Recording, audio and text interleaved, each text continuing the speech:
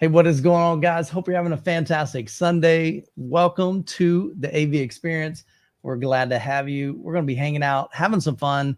Jonathan will probably be a little bit late. He's got a friend over.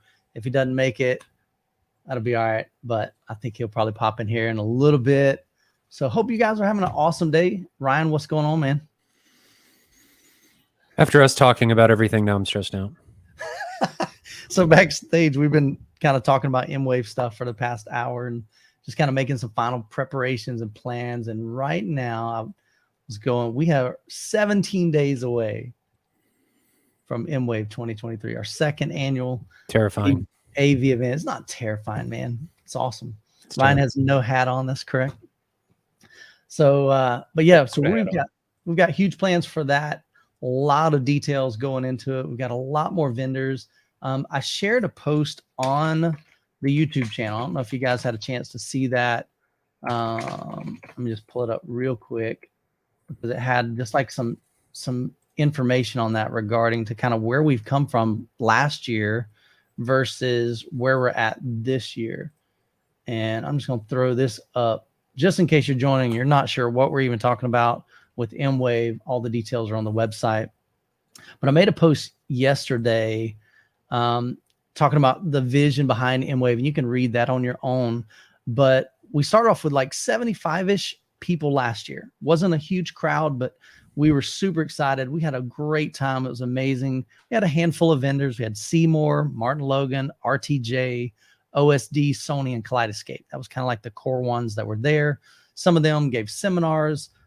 Seymour talked about their masking screen, gave some demos there. That was great. Martin Logan gave a seminar. OSD gave a seminar. Kaleidoscape gave one. So we had a really fun time with those guys. And so that was in 2022. And we started that at the Lead Center. And what city was that? Lawrence. Lawrence. I remember. So we were in Lawrence, Kansas. Is that right? Mm-hmm. Yeah. So Lawrence, Kansas, at the Lead Center. It was a great venue. Beautiful. It was kind of like a performing arts center, but it really wasn't conducive to what we needed, but it was cheap. So that's why we went with it. But it was a beautiful facility, but we only had like one room that we could put vendors in to be able to have these demo experiences and these home theater experiences that we wanted. So 2023, Ryan's scoping around and he finds the Kansas City Convention Center, and it's a much bigger, like massive space. And so Ryan, how many rooms do we have? I think we 15? filled up. Oh, actually, it would help if I just read my notes. 14? So let me back up. So 2022, we had 2 experience rooms. This year we've got 13 experience rooms. Last year we had 6 exhibiting brands. This year we have 18 exhibiting brands. And then last year we had 1 VIP Platinum, 5 VIP Gold, and 10 VIPs, and we doubled that. Well, actually, VIP Platinum went from 1 to 5, Gold went from 5 to 10, and then VIPs went from 10 to 15. So that has increased. We had 3 content creators join us last year. This year, we've got 8 content creators. Actually, I think we've got 9 because we just added another one. We had 9 vendors that were like people that were physically at the show, the reps. This year, we got 36 vendor reps that will be at the show. So a lot has changed. And so it's growing and we're super excited. We're super grateful. But as Ryan said, there's part of that that's a little bit stressful, trying to make all the logistics happen. And one thing that's cool, I haven't even made a post about this. We have people coming from all over the US, driving, flying. One guy's driving and he's bringing a big old trailer because a lot of the vendors are selling some of their gear at the show. And so we've listed that on the website. So, patrons and attendees are going to get first priority on that. But basically they're ordering those in advance, buying those, and then they have. Are you guys happy? Fine. What's that? Everybody's getting angry that I don't have that on. They're busting your chops for it.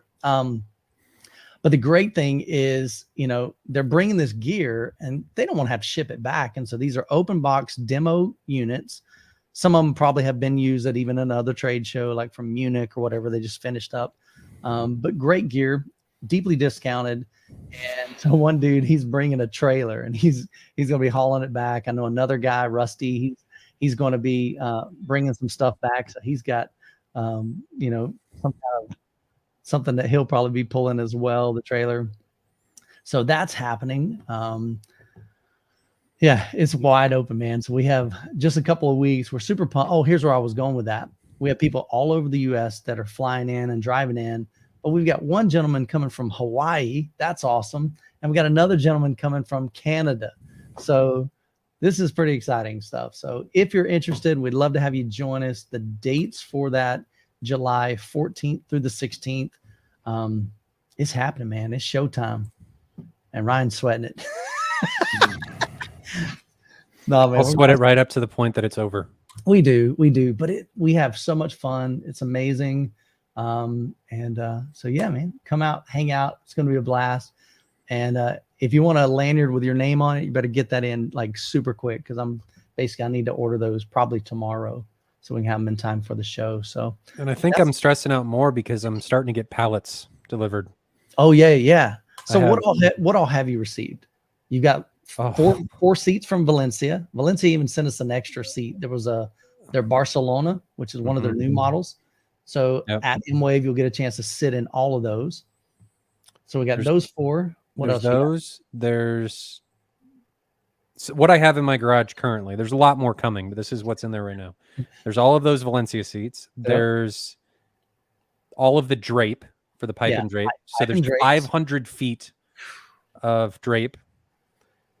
Next week, I receive, I think, 3 pallets of the pipe. Okay. So there's 50 pipes and stands. You picked up the trusses for some. The trusses are there. So I've got 2 truss systems. Well, 4 truss systems. 4.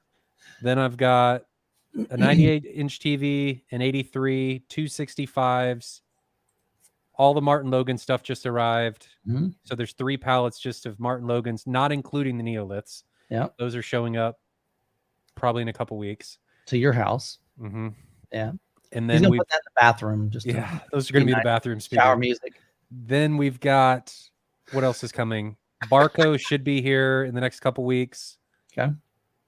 The Perlisten stuff is going to be here in the next couple weeks. Yeah. Holy cow. We're going to have to pick up the Focal stuff on the way to this show. Okay. So there'll be more TVs. We just ordered the TV stands today. Got 3 of those ordered, so they'll be coming. Cables.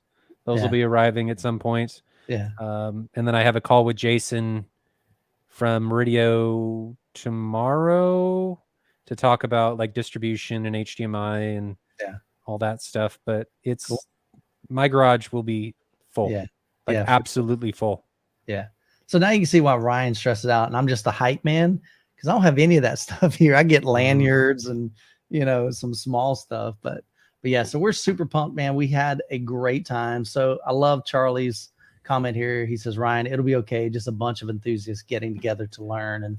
And that was what was so cool about last year is we had some hiccups, and most of it was just scheduling, just trying to figure out how much time do we need to allocate for the projector comparison and for the room correction and things like that. But it was so cool because somebody came up and told me, they said, Michael, the people that are here want this event to succeed. They're here because they believe in what you're putting together, and they're just excited to hang out with the other people, talk about the stuff that they're passionate about, and as well as learn and experience some really cool things. And that really is what the heartbeat of M-Wave is. What is this? Mike says, are the lanyards an option or they come with the tickets? Yeah. So I'm just saying I'm going to have some blank ones where you can handwrite your name on it after I order it. So let's say, for instance, if I order them tomorrow, I've got a list of however many, I think there's 185 people that I'll be printing lanyards with their name on it. So if you order after I make that purchase, if you buy your ticket, then it just means that there'll be a blank one. It'll still say M-Wave. It'll still have, the schedule on the back and everything, but it just won't have your name written. We'll have a Sharpie and you just write your name on it. So if you want like your name typed in there, legit, then you got to get your tickets in tonight. So, so man, let's go ahead and jump through say hi to some folks in the chat, see who's here. And I'll probably just go through some of these and answer them as we go. So let's just go ahead. I'm just going to work my way through it. Elliot says, I just bought an Epson 5050 UB, paired it with an HTP, I can't think right now. HTPC. Man, why am I struggling with that? Running Mad VR. I'm loving the upgrade. Like how you just skip it. All right, I'm gonna start over. Elliot says, I just bought an Epson 5050 UB and paired it with a HTPC running Mad VR. I'm loving the upgrade from a 4K Optima. Is there a place where I can find user picture presettings for the Epson 5050? So does Jonathan have some of those settings that he was sharing? For some reason I was thinking he was. I don't know that he's running Mad VR's home theater PC software, is he? I don't think he is. Okay, so maybe he's really not. What you want to do when you do Mad VR's home theater PC software or with the NV, you want to disable all of the displays onboard processing. You can leave the motion alone if you want to, if you want motion handling on, but you want to make sure that it disables its HDR. You want to make sure it disables any type of like color correction or gradation correction or anything like that. You really want the projector as close to possible as being in SDR mode with access to its widest color space is really what it goes down to. And whatever settings you need to disable in order to make that happen or change with its color space, gamut, any of that stuff is what you're going to want to do. So now I'm just catching up with what Ryan was saying. He's like, you just skipped. We didn't even talk about our topic tonight. I'm just ready to go, man. As you could tell, man, I am pumped up. I thought that's what you were referring to. Let's talk about our topic. Yeah. And I didn't say hi to anybody. So let me do that. You're like off on your own planet. I'm telling you, man, my brain right now is just, it's swelling with everything. We both have to-do lists like this long for M-Wave. And so it's literally consuming. And, you know, I'm thinking about all the other stuff going on in my life as well. So I'm a jumbled mess. I'm a hot mess tonight, folks, but we're going to have some fun. Mikey, good to see you. Frank's here. SRW 1000. Finster, good to see you. Chris is here. Michael, Scott, Jed, Howard, CJ, Chris. Mikey's in the house. Listen. C. Goddard, good to see you. Paul, K-Man, what's going on, man? Alex Boyd, Medieval. Yeah, is that right? Medieval? How do you pronounce that? I don't know. I don't know. Medieval. It's not really medieval though. So, but it's a creative way of saying it. Anyway, good to see you. Charlie B's in the house. Lots of folks. Mad Zombie. 100 of you guys in the chat. So if I missed you, we love you. We appreciate you. Josh, good to see you. Juan's in the house. Jed, lots of folks, man. So, do you want to start off with the topic tonight? I think that would be advisable. I was jumping right to the questions, man. I was like, let's go, baby. All right. So tonight, what we want to talk about is home theater can get expensive. I mean, easily. It can add up super, super quick. And so the thought was, you know, what are some things? Let me turn off some of these banners. What should we be spending our money on? Like, what should we be focusing on? Where should we put the most money? Because the reality is you can put $1,000 towards one element of your theater room. Let's just say subwoofers. And then you can put $1,000 towards your projector or your video, whatever that is, whether it's a TV or a projector. And you can put $1,000 towards, say, cables. Well, each one of those are going to generate kind of more or less like what you can see and what you can hear. If that makes sense. How else could I explain that? Well, Ryan, I got to get my, yeah. I think that's appropriate. You know, I mean, I guess not every dollar is like, when do you start seeing diminishing returns and stuff? And when does it stop making sense to spend more money? Yeah. Like when we're allocating, because everybody's got a budget. I mean, even people that are wealthy, they have a budget. It's just a big budget. But most of us, and probably most of you guys in the chat, you've got, you know, a limited budget. You've got so much money that you can allocate to your home theater, whether it's in a living room, a basement, whether it's a dedicated theater room, wherever you've got it. But where should we be putting money into? You know, what I think things it's easier yield? to say what you shouldn't Okay. put money into. Okay. So let's go the controversial route. What are some areas that it's okay to spend less? Cables. Okay. So I just had a big discussion in a Facebook group just 2 days ago. And we went down that rabbit trail. And it was crazy, crazy, crazy because, they were claiming that their magical cables, make you see all kinds of color. They didn't say that, but,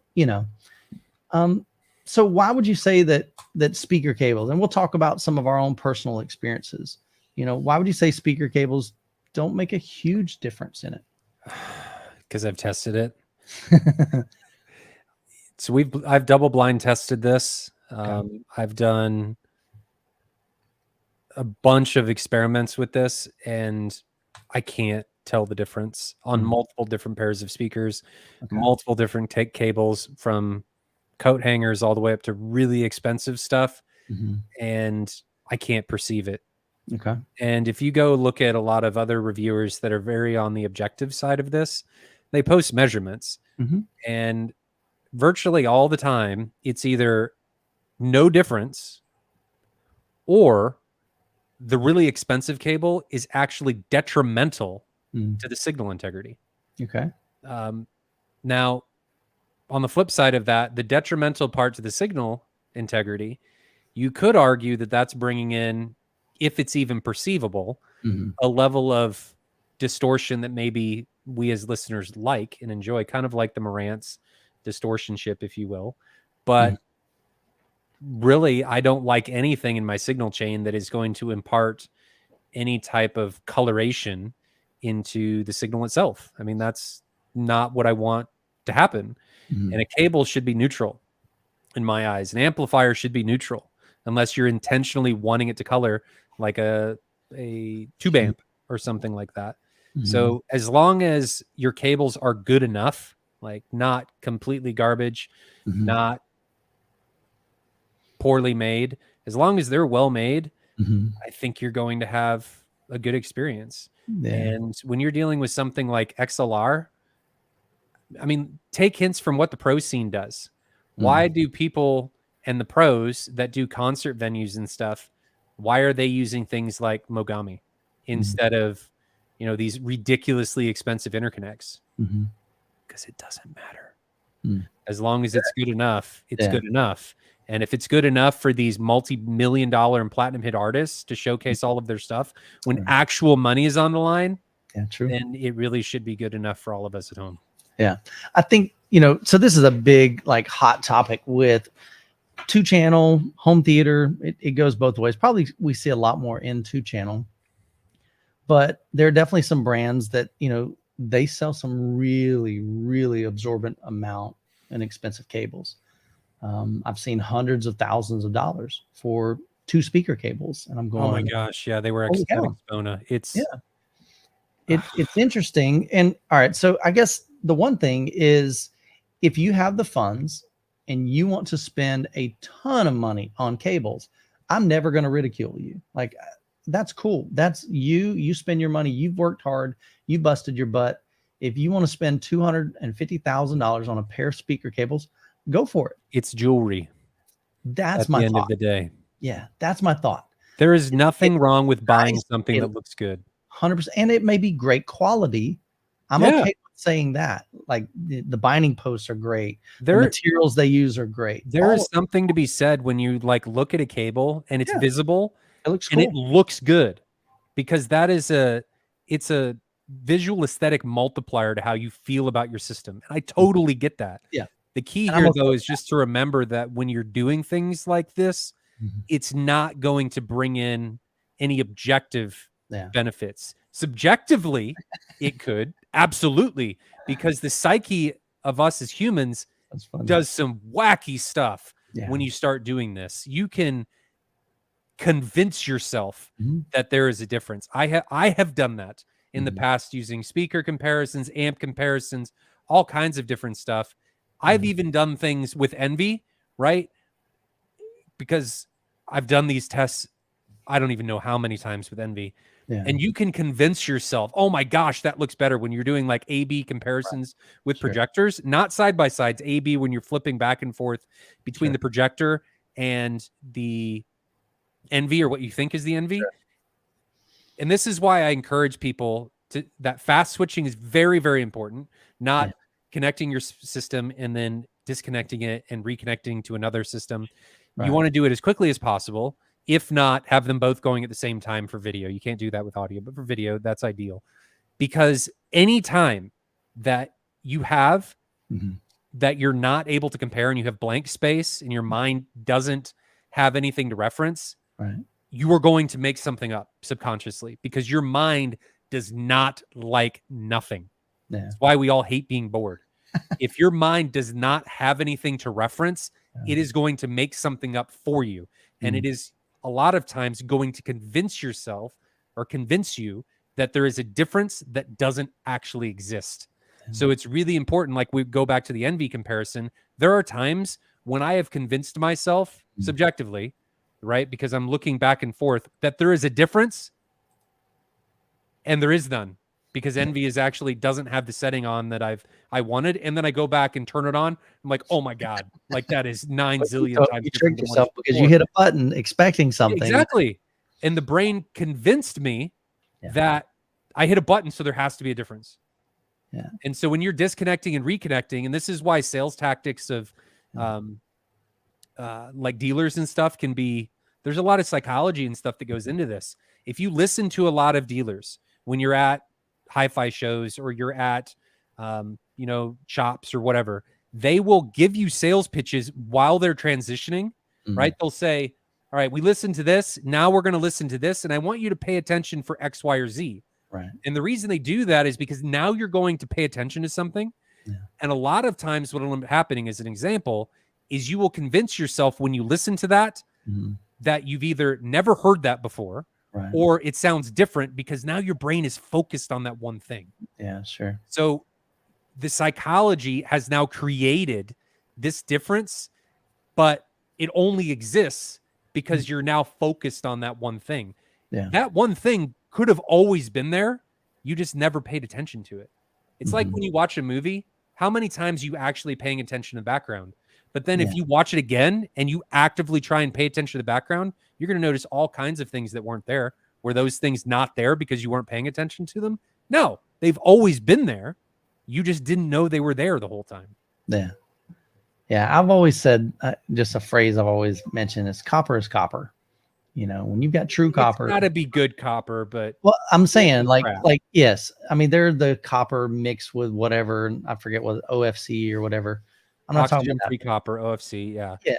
So if you've got solid copper, my thought is, I don't care if you twist it, if you braid it, you know, it's not going to change the sound. Now, could it make it better for rejecting interference? Possibly. Okay. I could maybe see that. But for it to add, I've heard people claim that, you know, this speaker cable will provide you with a much more transparent soundstage or a wider soundstage. How in the world can that even be possible physically? Like, to me, it doesn't make sense. And the conversation I had on Facebook was, they're like, well, you know, you gotta try it and you gotta hear it. And I'm like, I'm willing to do that. I just don't want to be the one to set that up. Like, literally, like, if you want to set it up or whatever, fine, I'll come document it. We'll have some fun with it. But I don't want to go through the hassle of doing that. I got enough on my plate. Maybe one day demo them at M-Wave. Maybe one day at M-Wave we'll be able to do some AB on cables and get some really high end ones, and let's just have some fun with it.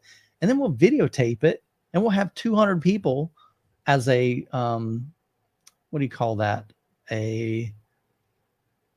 do you call that, Ryan? AB. When you have, like, when you're doing not an experiment, but you have 200 people or 1,000 people or 5 size. Yes. So the sample size is going to be, you know, really large, bigger than anybody has ever done. Usually when they do these AB comparisons, there's 5 people in a room or 2. Or we're doing this at M-Wave. It's happening this year. Okay. So you are going to make it happen. Okay. No, we are. So I've got 4 Martin Logan B100s that are being measured by Aaron And I'm measuring them ahead of time because not all the speakers are going to be exactly the same. Okay. So we want to make sure that we have all of them individually measured. I'm going to provide the measurements so that you guys can see them.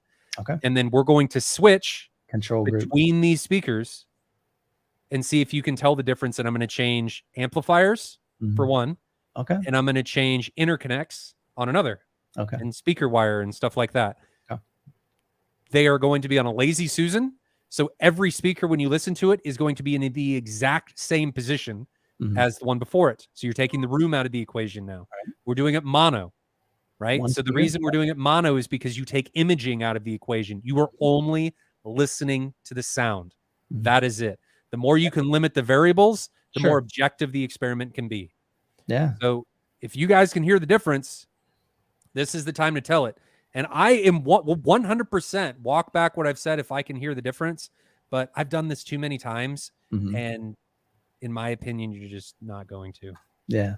So it'll be interesting. So, so we'll have some fun there at M-Wave. So again, details are on the website, MidwestAVExperience.com.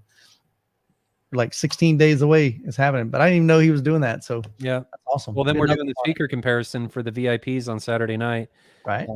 Same setup, except we're doing, see if I can get all these speakers. Yeah, like 8 of them, I think. No, there's 6. So it's Revel M105s. Okay. JBL 1600s, Martin Logan B100,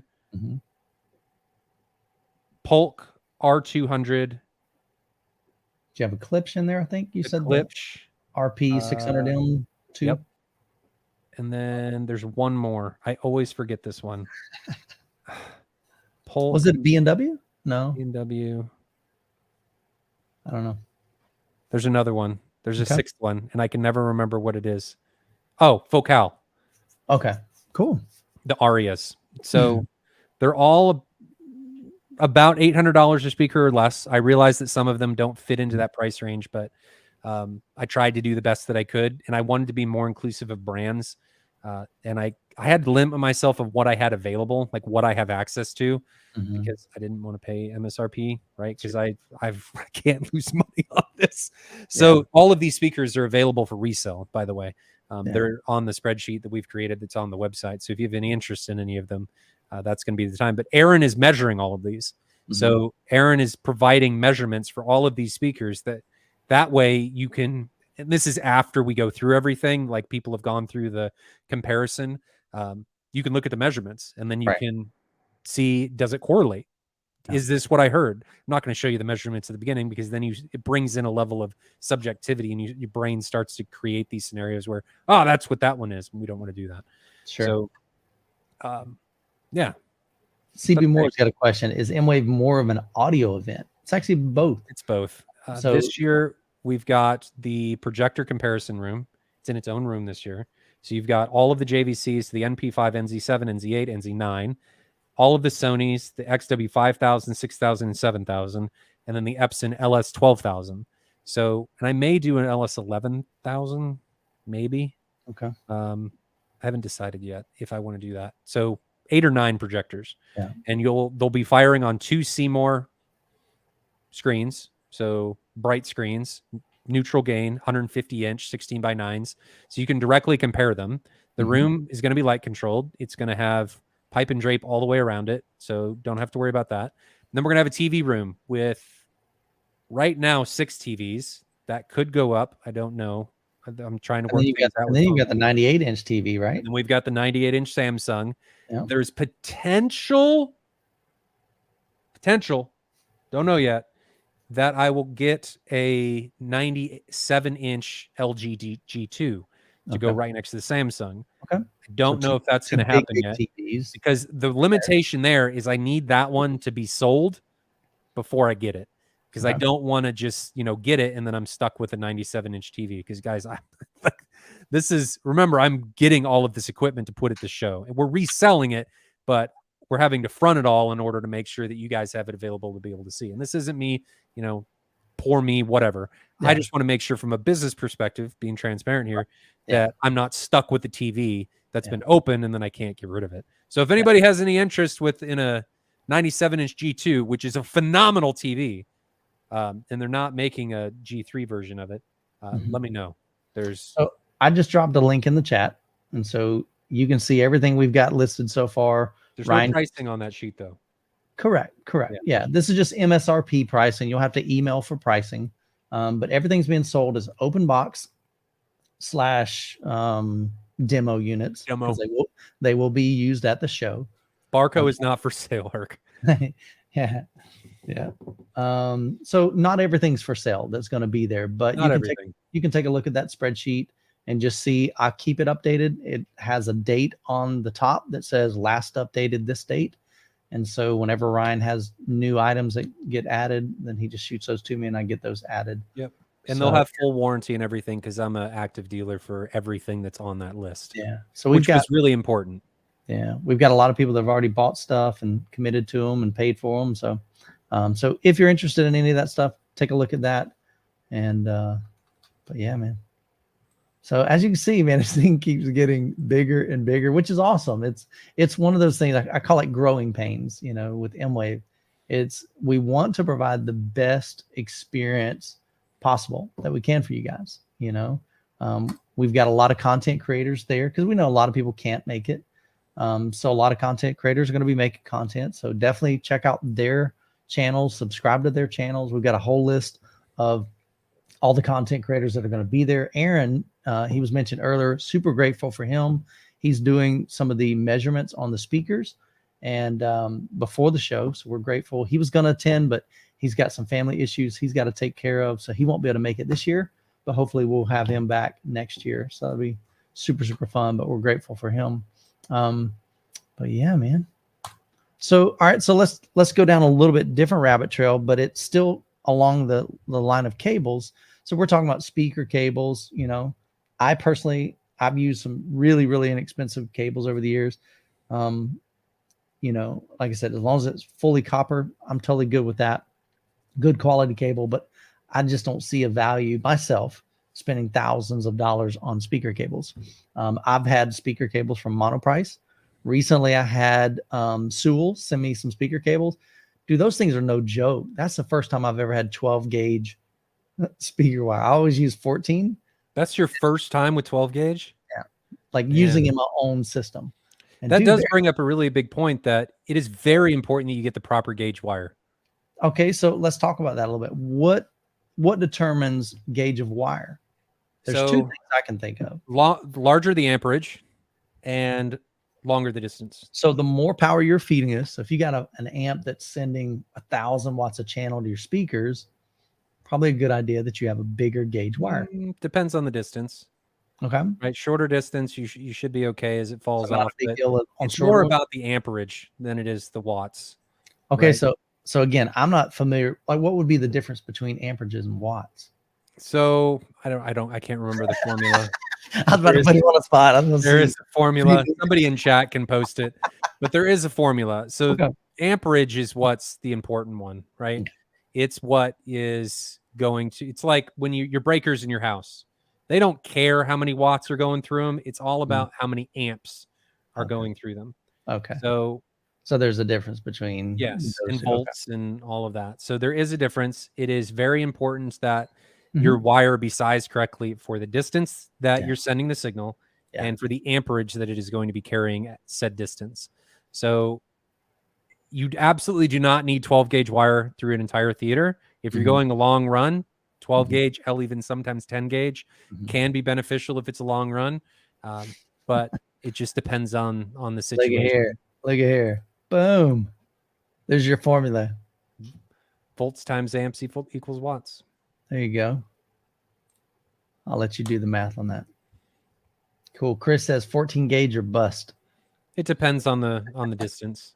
Yeah. I just like 14 gauge. And the biggest reason I go with 14 is because I know that's a safe size for my room. I mean, the longest run I have is, I think, 30 foot. And that's for my Atmos speakers. You're probably okay. May not even be that long, maybe 20 foot. So I've looked at, there's charts online. You can just search for speaker wire gauge distance chart, something like that. And it'll show you, okay, if you're running 50 feet, you need to have this. And like Ryan said, I've seen a couple of different charts. Some of them will include the amperage or the wattage that's being sent through those cables. But yeah, man. So there's definitely some great companies out there. Like I said, I've used Monoprice for, well, probably for 16 years that I've had my theater, 17 years actually. And then recently I just got some speaker cables from Sewell. And like I said, they're not super expensive cables at all. So I think that's definitely an area that you can save some money, and it's not cutting corners, if that makes sense. But the other thing is, what about like digital cables? So there's a lot of talk about, No. Can an HDMI cable, like a high-end, fancy, expensive digital HDMI cable, can that improve the image quality? No. Why? It's ones and zeros. That's right. That's what I've always. Now, there is a caveat to this. Okay. The caveat is if the signal is too strong or too weak, it Mm-hmm. can cause problems. But what do those problems look like? More than likely, the signal you're getting flashing. Yeah. It going out of range. Yes. No signal. Correct. Sometimes you will get like a sparkle, right. like a red dots everywhere. Yep. You're going to get artifacts that are going to show up when stuff like that happens. But if the signal works, it's just going to work. That's Error right. correction in HDMI is so good now that even if there is something, you won't see it. The key though is just to have a good wire that provides a good connection. As long as your signal is not too hot or it's not too weak, like if you're using a passive cable over too long of a distance, right? For the most, you're going to be fine. Just get good cables. Another caveat, something else to think about and to know, is many of the HDMI cable providers, a lot of them on Amazon, they're lying. I mean, so they're saying they're maybe 2.1 compliant, and they're not. Linus did a big test on this. There's other guys that have done big tests on this. A lot of the manufactured cables do not meet spec. Yeah. And I find this all the time when I'm doing stuff with Envy, because Envy pushes things to the absolute limit of the spec. Like we're pushing bit depth, we're pushing chroma, we're pushing as much as we can in order to make the image fidelity be as good as it can. And if you're pushing hard and the EDID says, hey, I can take HDMI 2.1, let me have it, and then you push it all the way to that spec limit, there are a lot of times when a cable will not work. So, and that's because you're pushing past the limitations of that cable. So just keep that in mind, that just because you see HDMI 2.1 on a box does not necessarily mean that it meets actual 2.1 spec. So recommendation, find a cable that you like and that works for everything that you do, and then stick with it. Nice. That's my recommendation. Yeah. Like I said, I think there's just some great companies out there. Do your homework, find a company that makes quality cables, look at reviews. Like I said, I personally used a couple of brands, and I have I've recommended Monoprice for 17 years. Oh yeah. Just because that's just, I don't know. I'm cheap partly. I don't want to spend hundreds and hundreds of dollars, because again, the whole thought is I want to put money where it's going to make a huge difference. Upgrading my subwoofers can make a huge difference. Upgrading your projector can make a huge, things like that. Put money where it's going to matter, and where, maybe even your theater seating, if you're sitting on a beanbag, upgrade to a Lazy Susan, or not a Lazy Susan. That's what you said earlier. I was thinking of a Lazy Boy. Oh my gosh. I'm telling you guys, my brain is all over the place tonight. This is hilarious. Oh my goodness. Yeah. Lazy Susan. Yeah. Dude, I'm like totally turning red now. That was funny. So I meant to say a lazy boy, or, a couch or sofa or some theater seating or whatever. So I'll never recover. And as Rich says here, a decent quality cable is always required, but that doesn't mean spend $1,000. Absolutely. I get it. It does depend on the length that you need, because if you need 300 meters, you may need $1,000 cable. It just depends on what you're needing. So I always like to throw the caveats in there of what's going on. But as far as recommendations for any of these cables, speaker wire and stuff, in my opinion, one of the best places to start for things like interconnects, speaker wire, even HDMI cables, Mhm. mono price. Yeah. Let us know in the chat. I'm curious. What kind of cables are you running in your setup? What And are you cables do running you run for your HDMI? HDMI? I've got several. I've got some from Sewell that they sent me. I've got some from SVS that I've used that work great. I've got some that I just purchased on Amazon for like my main TV in here. And like Ryan said, it either works or doesn't work. Most of my cables, HDMI cables in the theater room, are monoprice. I've got a 50-foot active cable. It's a fiber optic. So that's another thing. If you are running a long cable, Needs to be fiber. yeah, get a fiber optic. I know they're more expensive. You're going to spend 100 or 200 There's bucks. no way around it.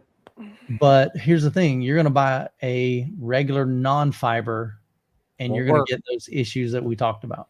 Or more than likely, just won't work. Yeah, you're going to turn Because it of on. It's capacity. going to flash, and it's going to lose signal, and it's just a hot mess. So, so Scott says he uses HDMI cables from Amazon. I haven't said Michael's brain is on a lazy Susan. I love it, bro. I think for me, all of my HDMIs are AV Pro Edge. All of my speaker wire, I think, is Amazon though, or not Amazon, monoprice. Yeah. All my interconnects are monoprice. Now you've got some. I think you use a different HDMI cable, right? AV Pro Edge. Yeah. You told me you like those. Yeah. Audio Quest cables. Got some Cable Direct, Gear IT, Twisted Veins, OEM. Yeah, it's a lot of different things. Monoprice spool. Build quality is subpar. Spool, not the cable. Yeah. I don't care about the spool. Yeah.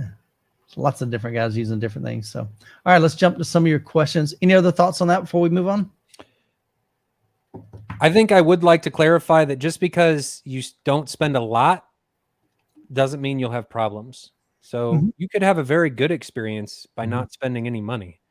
I just want to emphasize that make sure you do your due diligence on the HDMI stuff to make sure that it's a good quality cable, because there's a lot of garbage out there. Yeah. Even got some Amazon Basics 14 gauge, Chris says. Cable Direct from Joel. Yeah, definitely a lot of good options there. Find a trusted HDMI cable is mind numbing. I got you. Can be. Once you find one, try and stick with it. Yeah. If it works, it works. Cool. Let me jump to some of these super chats. There's a couple here that's come in. Charlie B, appreciate the $5 super chat. Just for doing what you do, guys. Hey, thanks so much, man. Appreciate your love and support. I know Charlie, I think you're coming to M-Wave, I believe. I think he mentioned it over here in the chat. So look forward to hanging out with you. Eduardo, appreciate the $5 super chat. Ryan, when will the Perlison R5C, when will it be available in piano white? And would the R5C be a good match with KEF R7 towers? Thoughts on the R5C versus KEF R6 metas? Those are totally different speakers. You could EQ it.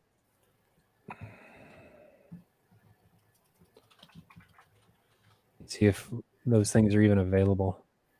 And you talking about in the white? You said R5C? R5C. They're not available in white. I don't know when they'd be available in white. If they'll ever be available in white. Yeah. Is this S? The S is, but it's significantly more expensive. Right. So you can get the S7C in piano white, or you can get the S5C in custom. So you could do that. You got those options. Okay, but not the R yet. And I guess that's what he's thinking. He's like, hey, I'd love to get the Perlison, the more affordable option, and I guess that's the thing, for them to be able to make multiple finishes, it costs a lot more. So I don't think I would mix the Perlison with the KEF anyway.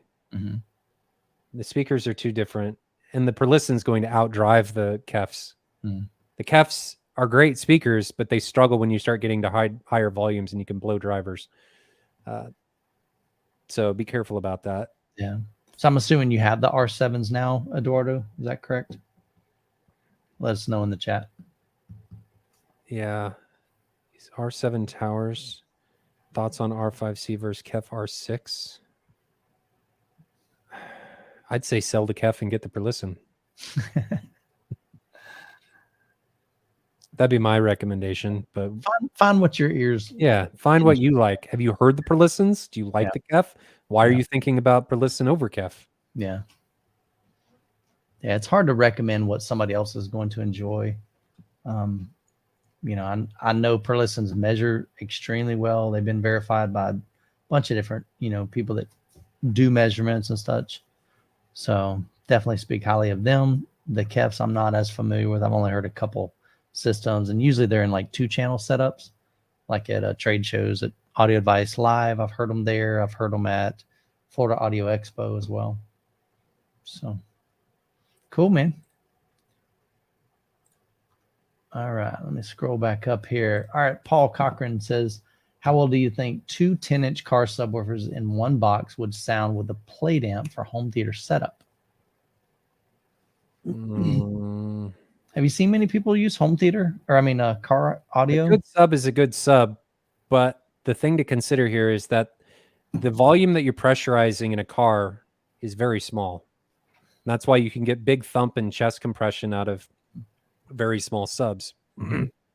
Also remember that when you're doing these subs in smaller cars or in cars, you're typically not digging to very low frequencies. You're typically getting them at medium to high frequencies in the sub range, and they're easier to drive. So depending on the size of the amp in the driver, you maybe get some good mid bass, but I think it's really going to struggle, if at all, be capable in the low end. All right. Yeah, so Chris has done the car audio sub thing at home, had limited success. So yeah, I don't know too many people that are trying to run that. I would think that they might have, I mean, like Ryan said, they've got different parameters and different objectives. So they may engineer a car subwoofer differently than they do a home theater subwoofer, but I've never tried it myself. CJ says, hey, Ryan, see some gray hairs, man. So I started getting gray hair when I was 25. I'm now 47. So at first it started off with it was a what I call a wisdom patch. Now it's just kind of like a wisdom pasture. It's just the whole thing, wisdom pasture. Yeah, it grows on you, man. Paul Cochran, would a bookshelf speaker for center channel speaker sound good sideways under a TV speaker? Won't fit under a TV upright. Would a bookshelf speaker for center channel? Okay, that's a good thing. Nothing wrong with that. Okay, so he's wanting to take a bookshelf speaker but turn it sideways. The hard part with that, Paul, is sometimes, just depending on how that speaker is designed, you could change the dispersion pattern. Like, for example, again, I've owned a lot of clip speakers. Their bookshelves, sometimes they're like a 60, I think it's a 60 vertical and a 90 dispersion pattern horizontal. So now if you lay it sideways, you reverse that. So now you're getting 60 horizontal and you're getting 90 vertical, which is going to be bad because you're going to have all kinds of sound bouncing off your ceiling, your floors. So typically I wouldn't recommend that. If you're going to get a center channel, I'd probably go with, if you're going to lay it down, I would get a center channel, get a smaller one. But I think he said that that's the problem. A TV speaker won't fit under the TV upright. Yes. The bookshelf won't fit upright. Get a center. Yeah. It's designed for that purpose. Well, since we mentioned Aaron, I've promoted this video a ton on my channel. He's got a video on Aaron's Audio Corner. And it's called Why Center Channel, Most Center Channel Speakers Suck. And he goes through just the different types of center channels, different styles. And it makes sense. One of the best center channels that's really affordable that I've heard in the affordable side is the SVS. I really, really was blown away with that little joker. It's the SVS Ultra Center. And when I watched Aaron's video, one of the things he mentioned, he said, typical center channel is going to have like a woofer and then a tweeter and a woofer. That's not the best design. It can be good in engineering and crossover design, but a lot of times they struggle. There's certain issues they have. So go watch the video. But a better center channel is when you have like a tweeter and a mid-range going vertical in the middle, and then you have the woofers on the side. So when you look at a Perlisson, you know, that's exactly what they've got. They've got a tweeter in the middle, They have 2 mid ranges, one on top, one on bottom, and then you have drivers or multiple drivers on the sides of those. That's a better design, but typically they cost a little bit more as well. So, but yes, it's hard to say, Paul, just a blanket statement. You know, some center channels you might be able to lay it down. You could do it, but it wouldn't be ideal. I think because of, and I don't know the engineering side of it, because you've got the tweeter now being separated from the mid-range, it's going to be less ideal than if it were vertical. And it may have something to do with comb filtering. Again, that part.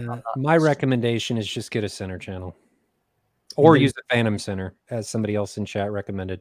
Yeah, you can do that. I don't like Phantoms, but I know you don't, but you know, some situations it has to be done. True. Kevin says, I can't come to all 3 days of M-Wave. When will details of each day be available so I can decide which day to attend? Ryan. Everything's happening each day. The only thing that's going to be different each day is going to be the seminars. So Friday night is kind of a mixer thing.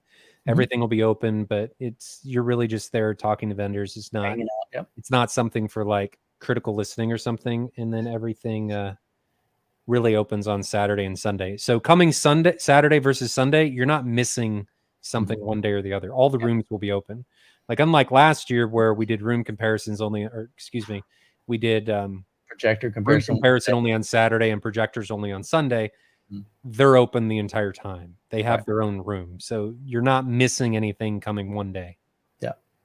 Yeah. So much better venue, much better place that we've got to be able to do that. Last year last year was really like regimented on the schedules. Like, okay, at this time we're specifically doing this.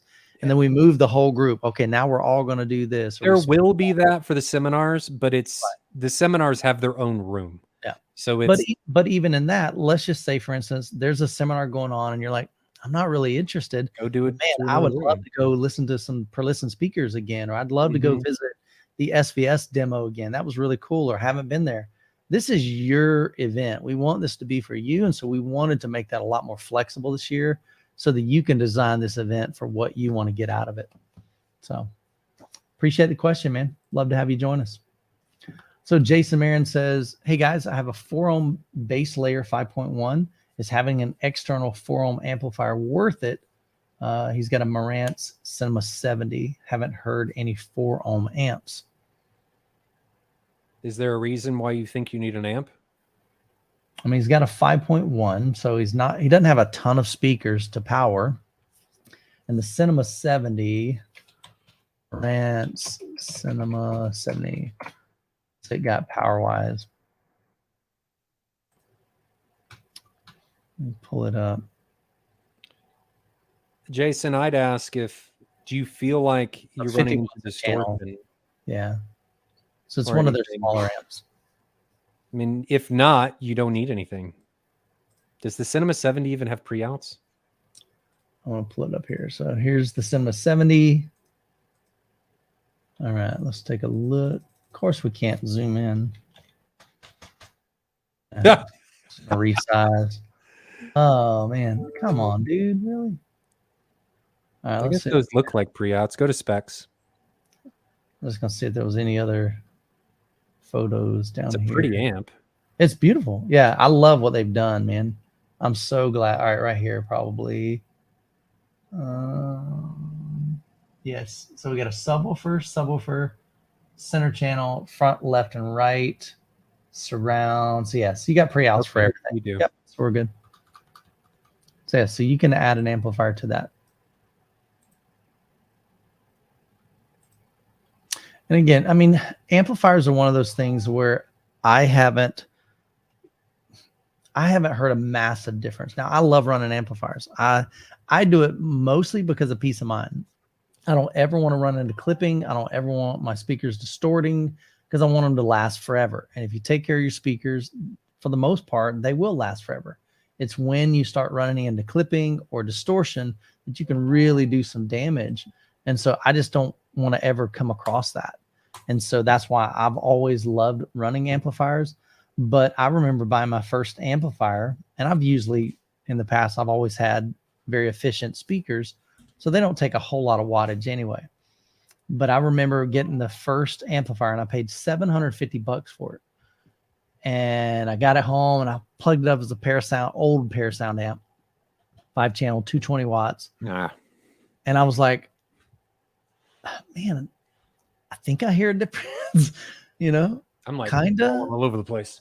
but it wasn't like, wow, like night and day difference. And so I think if you've got a great sound, I wouldn't worry about the FOMO, fear of missing out. Like, man, what if you're driving it and it doesn't sound clean and clear, and you can tell when you really start getting into those higher volumes that it's starting to break up and sound harsh and just not as clear, then yeah, absolutely. I think it'd be a great idea to add an amplifier, but just to add an amplifier, to see if it's going to improve it, I don't think you're going to really benefit that much unless, like Ryan said, it's just running out of gas. So, and that's going to be determined on how loud you listen, how far you're sitting from the speakers, and then also their sensitivity. So a lot of different factors there, Jason. Great question, man. Roger would like a recommendation on a DIY sub. Sorry, I had my one eye closed. A DIY sub that digs deep. Have a pair of Bic F12s, but I know they lack in lower frequencies. Trying to keep it below $500 each to $1,000 each at most. So if you're looking for a 750 watt subwoofer, $750 subwoofer that digs deep. Everybody's dig deep is different. If you're talking single digits, it's probably not going to happen. No. If you're talking 17 hertz or 18 hertz, like barely below 20, you might be able to find that. But it's just a low budget. Is that Arundel 1000 or whatever that, or not Arundel? What subs are those? The shoe? No, the one that was doing the buy one get one sale. Oh, that was a Stark Audio. That's right. Stark Audio. Let me see. Is it Stark Audio? Stark Sound. Yeah, but nobody's measured those yet. Yeah, I don't know. Yeah, I'm not familiar with them. Stark $1,000 each. subs. I'm looking on their website to see if they have a price. They got a few subs, and I don't know which ones they were blowing out, like buy one get one. Yeah, no, there's $7,000 for that sub. That ain't happening. No, I don't know which 15-inch. Yeah, you could do. We've got a couple Martin Logan X16 or 1600Xs that'll need homes. They're demo units. Okay, so buying demo. Could look into that. Used market. I'm looking on it's DIY. Did I miss it totally? Yeah, I did too. Oh gosh, man. I'm telling you guys, you got to keep me in check, chat, because I am. Look at GSG's website. GSG Audio. So they're going to be at M-Wave. They will. Plug for them. Let's see. GSG. Do they have any certain models? I know Kyle, throw a plug for him. Kyle Life of Bliss is doing several builds from them. So if you're not familiar with Life of Bliss's channel, you're into DIY, he's the go-to man. But yeah, they got all kinds of stuff. Flat packs. They sell just subwoofer drivers. Looks like a lot of Eminence, Dayton Audio, La Voces. Stereo Integrity will be another great one. They're going to be I remember talking to Nick. So Stereo Integrity makes some really high-end expensive ones, but they also have a really budget one. I think it's even I don't know if it's a 15 or an 18-inch sub. So check out GSG, check out Stereo Integrity, show them some love. I know a lot of guys use the Dayton Audio when they're building DIY subs. So yeah, for DIY, yeah, you can definitely save some money. So Eduardo brings back up his question. He's got the R7 towers, which are, if he's talking about the R7Ts, those are per listen. The R5C shows it'll be available in piano white soon. No date. Tanaz Kef did not offer a 6-inch driver center. And maybe, I don't know what he's talking about, because there's an R7T and then there's a. I bet there's an R7 Kef. If there's an R7 Kef and you already have Kef, get the Kef center. Don't change. Yeah. Yeah, I'm pretty sure he's talking about the Kef R7 towers. And he's wanting to get maybe a per listen R series to match with that in white. Don't do that. Keep them the same, man. I agree. Mikey says, if I have a grounding problem, should I buy an Intrigue Olympus Hero grounding box? How I'm much not is familiar that? with. I'm not familiar with I that one. want to know how much that is. Intrek. Let me see. Intrek grounding box. Hero. What you're looking at? Intrek grounding box. Oh, those are different. They look kind of cool though. Let me put this up. It's 16,000 euros. Wait, what is that in? I don't know. U.S. dollars. Is that a lot? Well, that's the big one. Are you trolling? No, Yeah, I'm don't not. do this. Oh, he's talking about this thing. Holy crap! That thing looks weird though. Wow. I would call an electrician. Like run a dedicated 20. If you've got a grounding issue, you could probably just fix your grounding issue. That's what I mean. Like call an electrician and have them look first. Yeah, you probably just need to ground whatever's causing the issue to the chassis or to the amp. You just have a ground loop. The easiest way to not fix it, but find it and see if fixing the grounding issue is going to be use a cheater plug and see if that solves it. All right, he was trolling us, man. You got me, Lord. man. Dude, you can't be doing that. Don't do that. They're a box of rocks. What'd he say? That'd be funny if they were actually a box of rocks. It was a joke.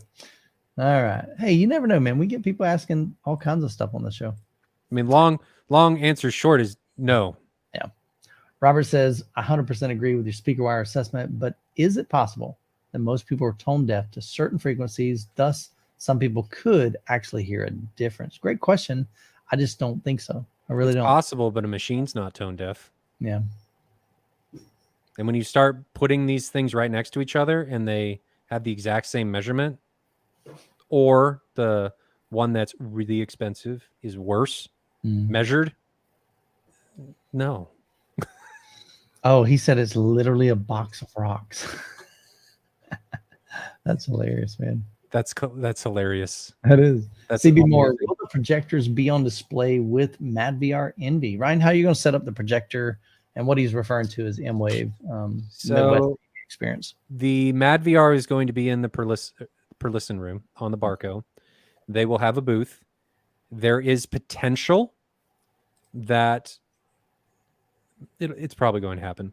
We're going to put Envies onto the units and do the comparisons again, right? So we just want people to be able to see the difference.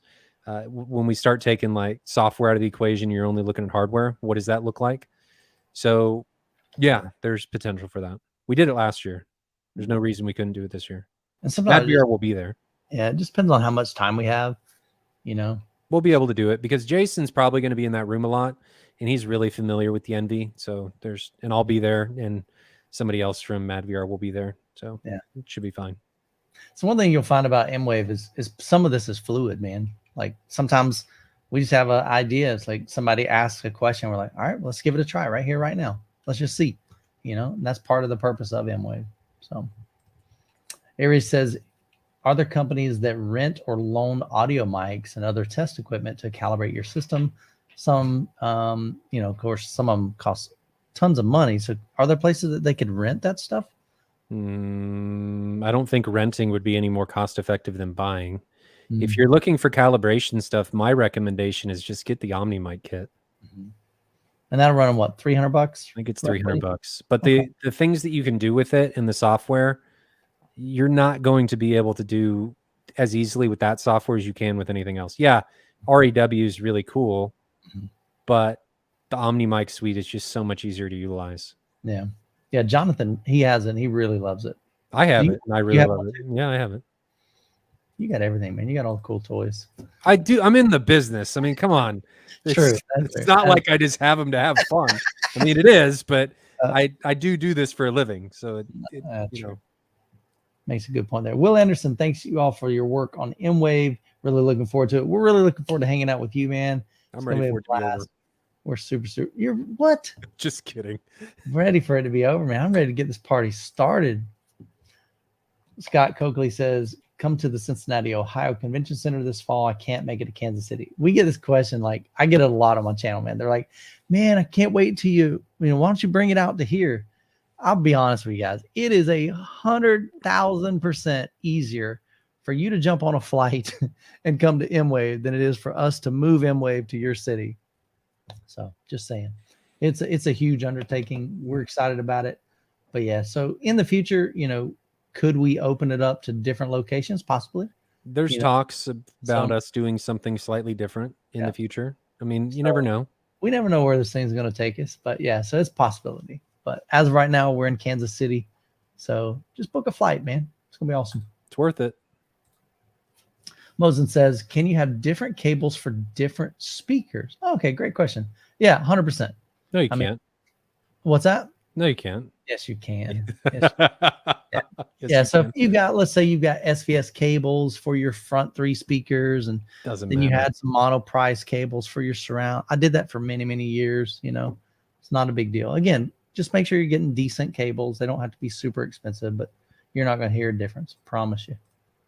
Kevin says, what HDMI cable brand is trustworthy? That's a great question. So again, so I can only speak for ones that I've used personally. I've used SVS, had no problem with them. I've used Monoprice, no problem with them. And I've got different ones. I've got some of the active ones. I'm using the Slim, I don't know where it's at, over here. On this desk right here, I've got some of those in the theater room going to my components because I didn't want like these big, massive, bulky cables back there. So the Slimline run works really great for me. Ryan, you've used probably way more than I have. AV Pro Edge, love their stuff. These are ones that he recommends too. Ethereal, they have really nice stuff.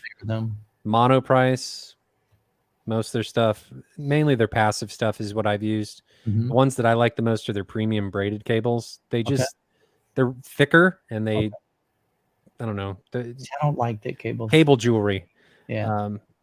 So that's well, the nice thing about them, and the reason I like them for HDMI is because they're a braided cable and it's black and silver, and it makes it easy to find. Like if I'm in a bunch of cables and stuff, I need to find the HDMI. It makes it so much easier to identify than having them all black.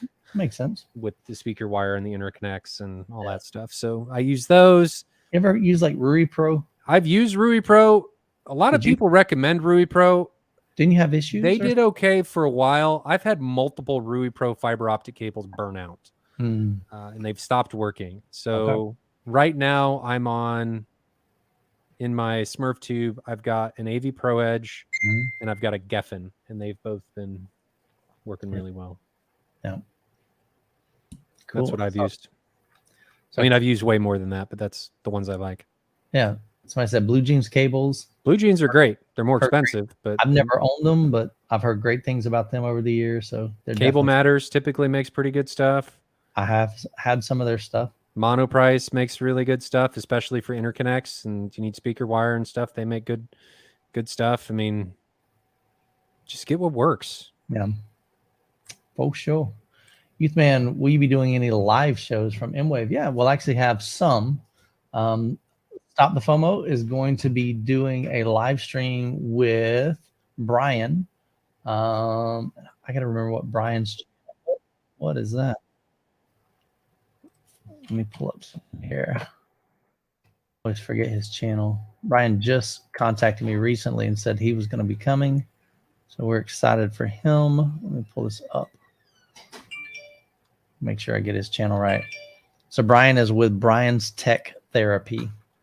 So he does a lot of TV reviews on his channel.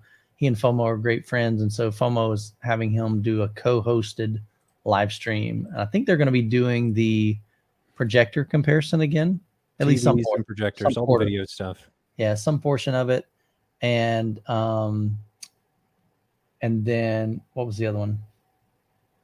TVs. Yeah. So I guess the TV comparisons. So, but yeah, so I don't know how much I'll be able to do live stream because I'm committed to covering I'm covering each one of the brands in their room. So I'll be filming them, posting those videos after M-Wave.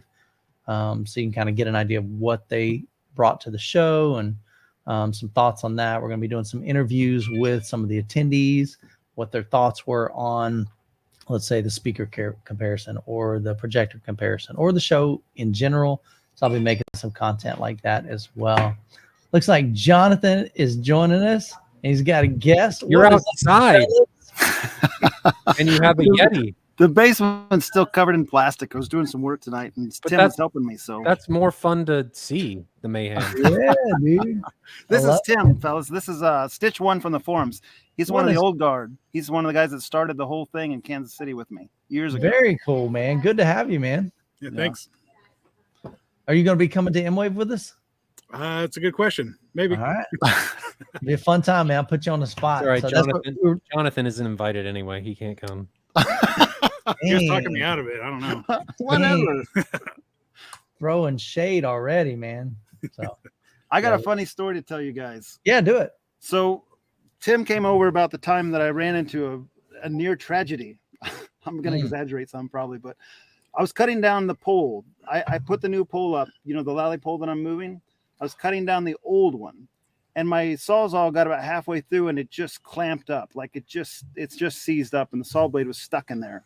Right. So what that would mean is that the new lally pole wasn't high enough, I would assume, because otherwise why would it crunch it down? So I started thinking like, oh boy, I couldn't find any instructions online. The engineer didn't give me any instructions on how tight to make that new lally pole with the adjustment wrench. Mm-hmm. So I had gone to hand tight plus a half turn. And a lot of stuff I read online said a half hand tight plus a quarter turn. So I was in the realm of what I expected it to be. Right. But when I cut that old one out, it just seized down on the on the sawzall blade, and my sawzall just stopped immediately. Oh.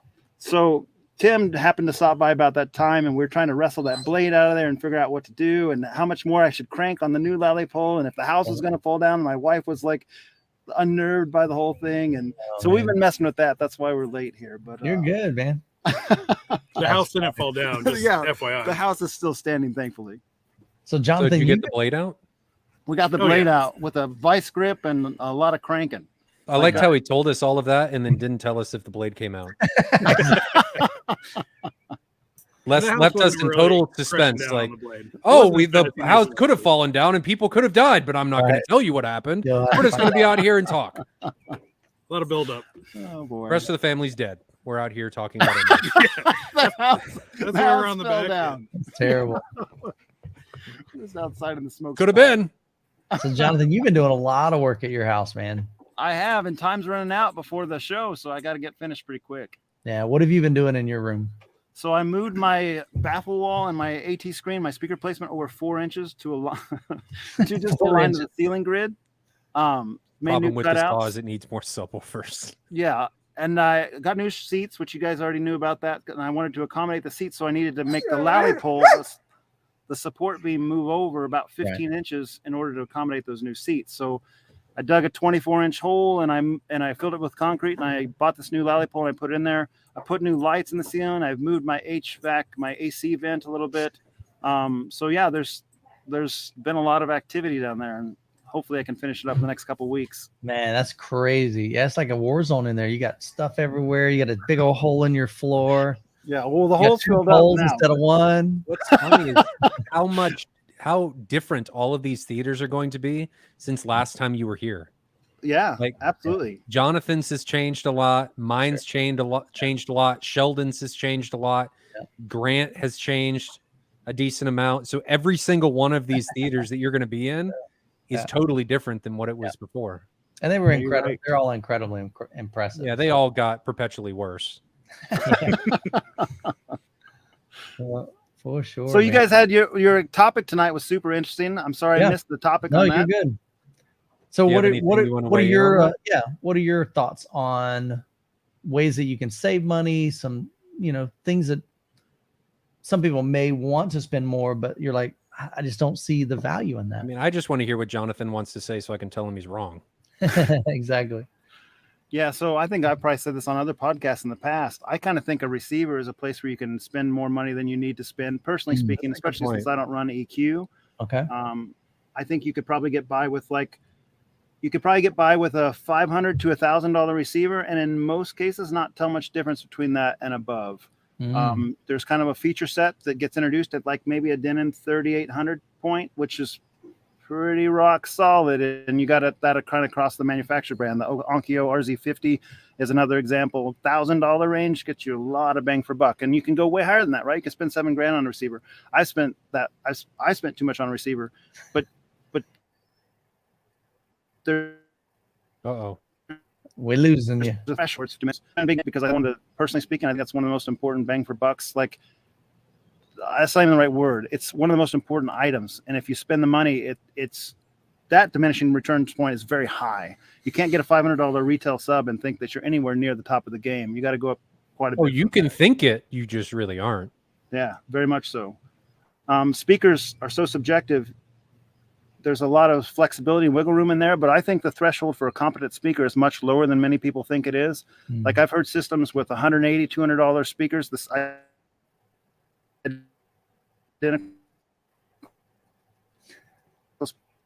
Wi-Fi is all around. I struggling. think Hey, Jonathan, do we just drop out? I think one thing you really need to spend is on your dollar store Wi-Fi. Let's see. I'm just kidding, man. I know How you're bad out. is it? Is it bad? It's doing good, and then right when you're about to tell us the main thing, it drops out. You start stuttering. Well, But you were doing good for a second. We won't hang on here too long if that's too bad. But You're good. it's I mean, I kind of said my piece there in the main parts on what you could do. Tim, what do you think? I'm kind of in agreement. I think AVR is definitely somewhere where you can save a lot of money. You could even buy something very cheap to get going and then upgrade later. The feature sets switch over so fast on those. Like every 2 years, it seems like there's something new, got to have it kind of feature where you don't have to buy that right now. The top of the line today will be bottom tier tomorrow. So you can definitely upgrade slower that way. To definitely save some money. But like he was saying with subwoofers, I definitely wouldn't cheap out there. I'd go as big and as many as you can get. But my main thing is anything that makes you want to enjoy your room more, spend in that particular thing, whatever it is. If it's comfier seating, if it's more content, a streaming service, whatever gets you in the room more often is the best thing to spend your money on. Dude, that's an awesome thought, Tim. Seriously. It's a good point. Yeah.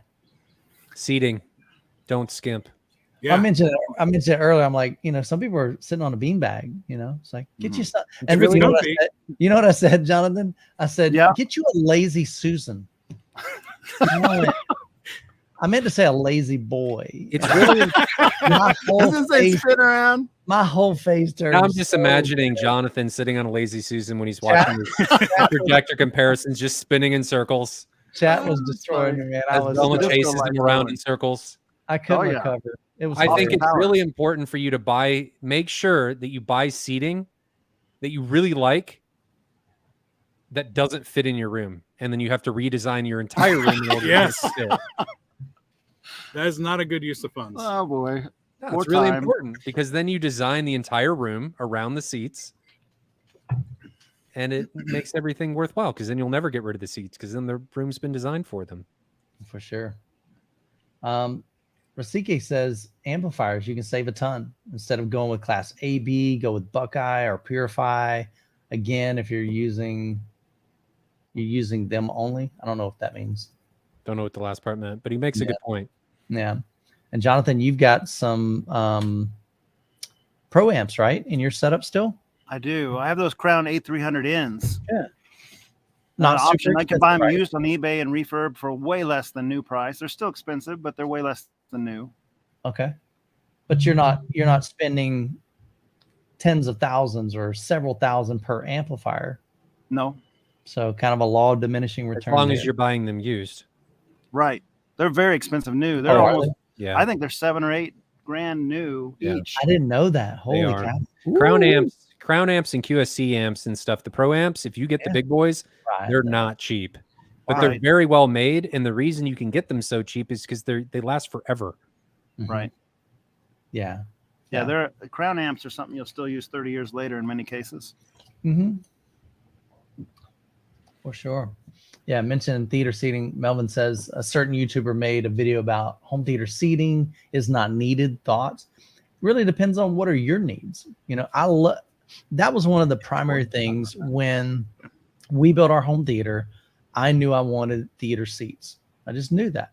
And so I went shopping on Craigslist and OfferUp. Well, I don't think we had OfferUp back then, but I had Craigslist, found a set of seats that a gentleman had in his second home. This was back when the housing market was just, tanking.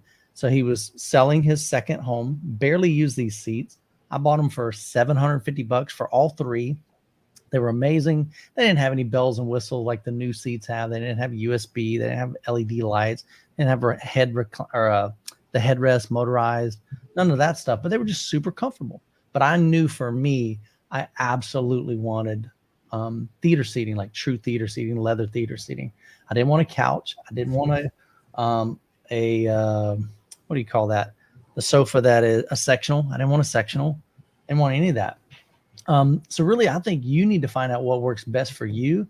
I did watch the video, and one of the points was, any kind of seat that's tall in the back is going to be detrimental to the sound and your experience. Well, I never ever watch my movie theater or watch a movie or content in my theater room sitting straight up ever. Because that's not why I bought the theater seats for. I want to recline. I want to get comfy. I've been over to Jonathan's house. He's got theater seating. Jonathan, do you are you normally sitting straight up? You lay back a little bit? I absolutely normally recline. That's for sure. Yeah.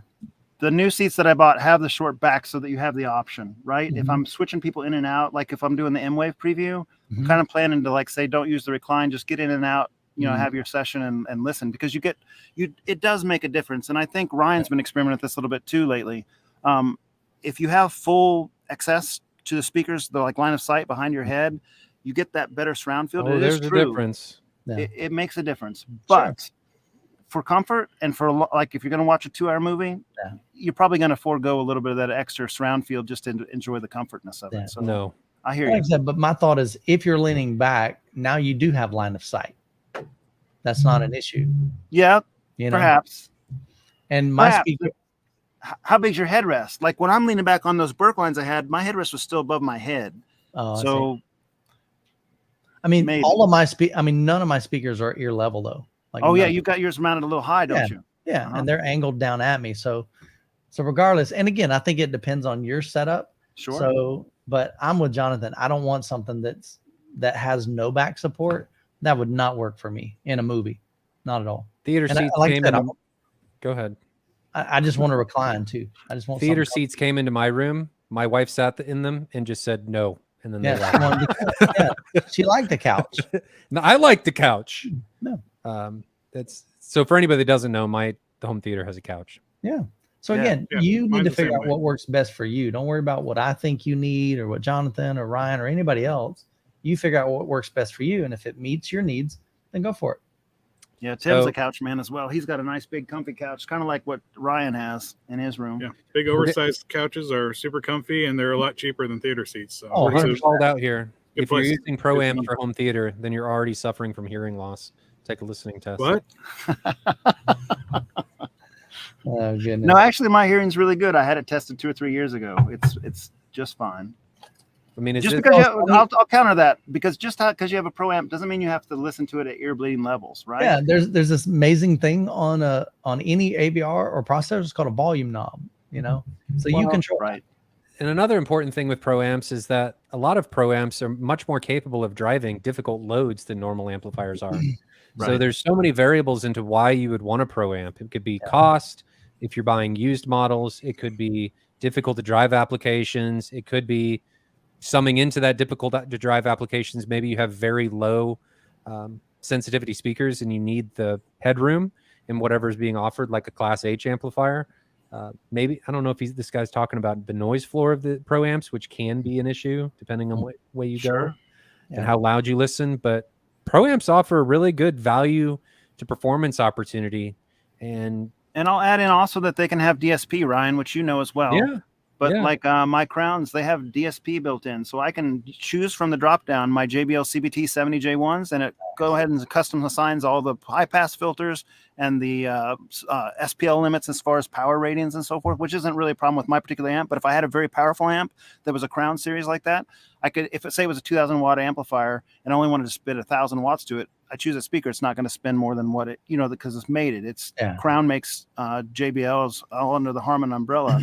It's making that amplifier catered for my speakers. So there's little advantages like that too. Heck yeah. I mean, I've got QSC 11 CX 1102s in mine to drive things. They were driving my fronts, and they did a great job for them. The only reason I changed was because the noise floor was bothering me. That didn't bother me, but they'd still be working.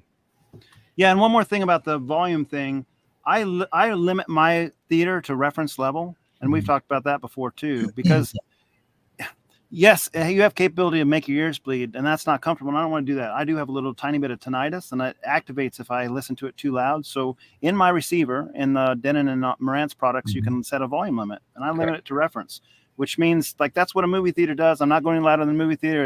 It's supposed to be good for a couple hour movie here or there. I've never had a problem with that, so that's how I do it. Yeah. For sure, man. I'm a little bit under that, so yeah, it's your choice on how loud you choose to listen to content. Absolutely. So, Gimpy, appreciate the $5 super chat. He says, "Hey fellas, HDMI settings you recommend worked on audio. Is the handshake between components random or controlled by evil ghost?" Evil ghost. What in the world, Gimpy? Yeah. HDMI settings? I mean, like there are no settings. I think we gave him some settings and it fixed his audio. So the handshake, there's a lot of factors that go into handshakes. Handshake is a long process that every device in the signal chain needs to negotiate through. And there's a lot of variables that play into that. The more variables that change during a signal change, the longer your negotiation is going to take place. If there's no variables that change, you're really not going to have a negotiation. If one variable changes, it'll be a little bit. If multiple, it'll be longer. And then some devices, depending on what they are, can take longer to go through that negotiation process than others. So it's not really a one-size-fits-all conundrum. There's so many things that go into it, and it's something I troubleshoot on the daily basis with the Mad VR team, with dealers that are having issues, and it's just something that comes up because Mad VR complexifies the signal chain, and people aren't necessarily used to signal chains or negotiations changing, because a lot of people unknowingly have something like their frame rate hard set in an Apple TV or their content type hard set to HDR, and they're not changing their dynamic range. They don't know that, and thereby, since they don't know that, nothing's changing, they actually don't have any negotiations. So they're compromising. They've got a benefit of no negotiations, but they've got a detriment of content not being shown in its native format or in any other variable. So just take that for what it's worth. They're a pain in the ass. I guess we'll wrap it up that way. Ryan, you've even said before that some of those devices have like multiple seconds built into the devices themselves at the source, right? Like I think there was some discussion, and maybe I'm not remembering correctly, but like Apple TV had a little longer delay built in than some of the other devices. And so some of that stems even from like beyond your signaling from your receiver to your display. There's so many variables that come into this. Some devices are going to be faster at switching than others. It just depends. They suck, but they're not going away. HDMI 2.1As with quick switching helps, but it has to be facilitated by the entire signal chain. And I think right now it's really only like LG and Apple TV that have some. There's probably more, but that's just what comes to the top of my head with that for the time being. Cool. I had a question for Jonathan. Does the fan noise from the Crown amps ever bother you? I have my Crown amps are in a rack with a plexiglass smoked front. And so when that rack is closed, that rack is kind of sitting in the wall to my room. So the back of the rack goes into like a storage area, and the front of the rack is exposed to the theater room. With that plexiglass door front closed, it's not bothersome. You would not hear it over the projector. It's not a problem. Jonathan has carefully matched his fan noise to his tinnitus frequency range, so he doesn't actually hear it, man. If you had those in open air in your theater room, it would probably not work. You can always always be fan that much mod louder than a projector fan either. So, that's just what it is. Those Crown amps do not spin up like crazy like some of those different devices do. The QSCs do. QSC My iNukes not will spin quite. up, or the Yeah. old iNuke 3000s would spin up. But there's fan mods for a lot of these. Yeah. Thelma!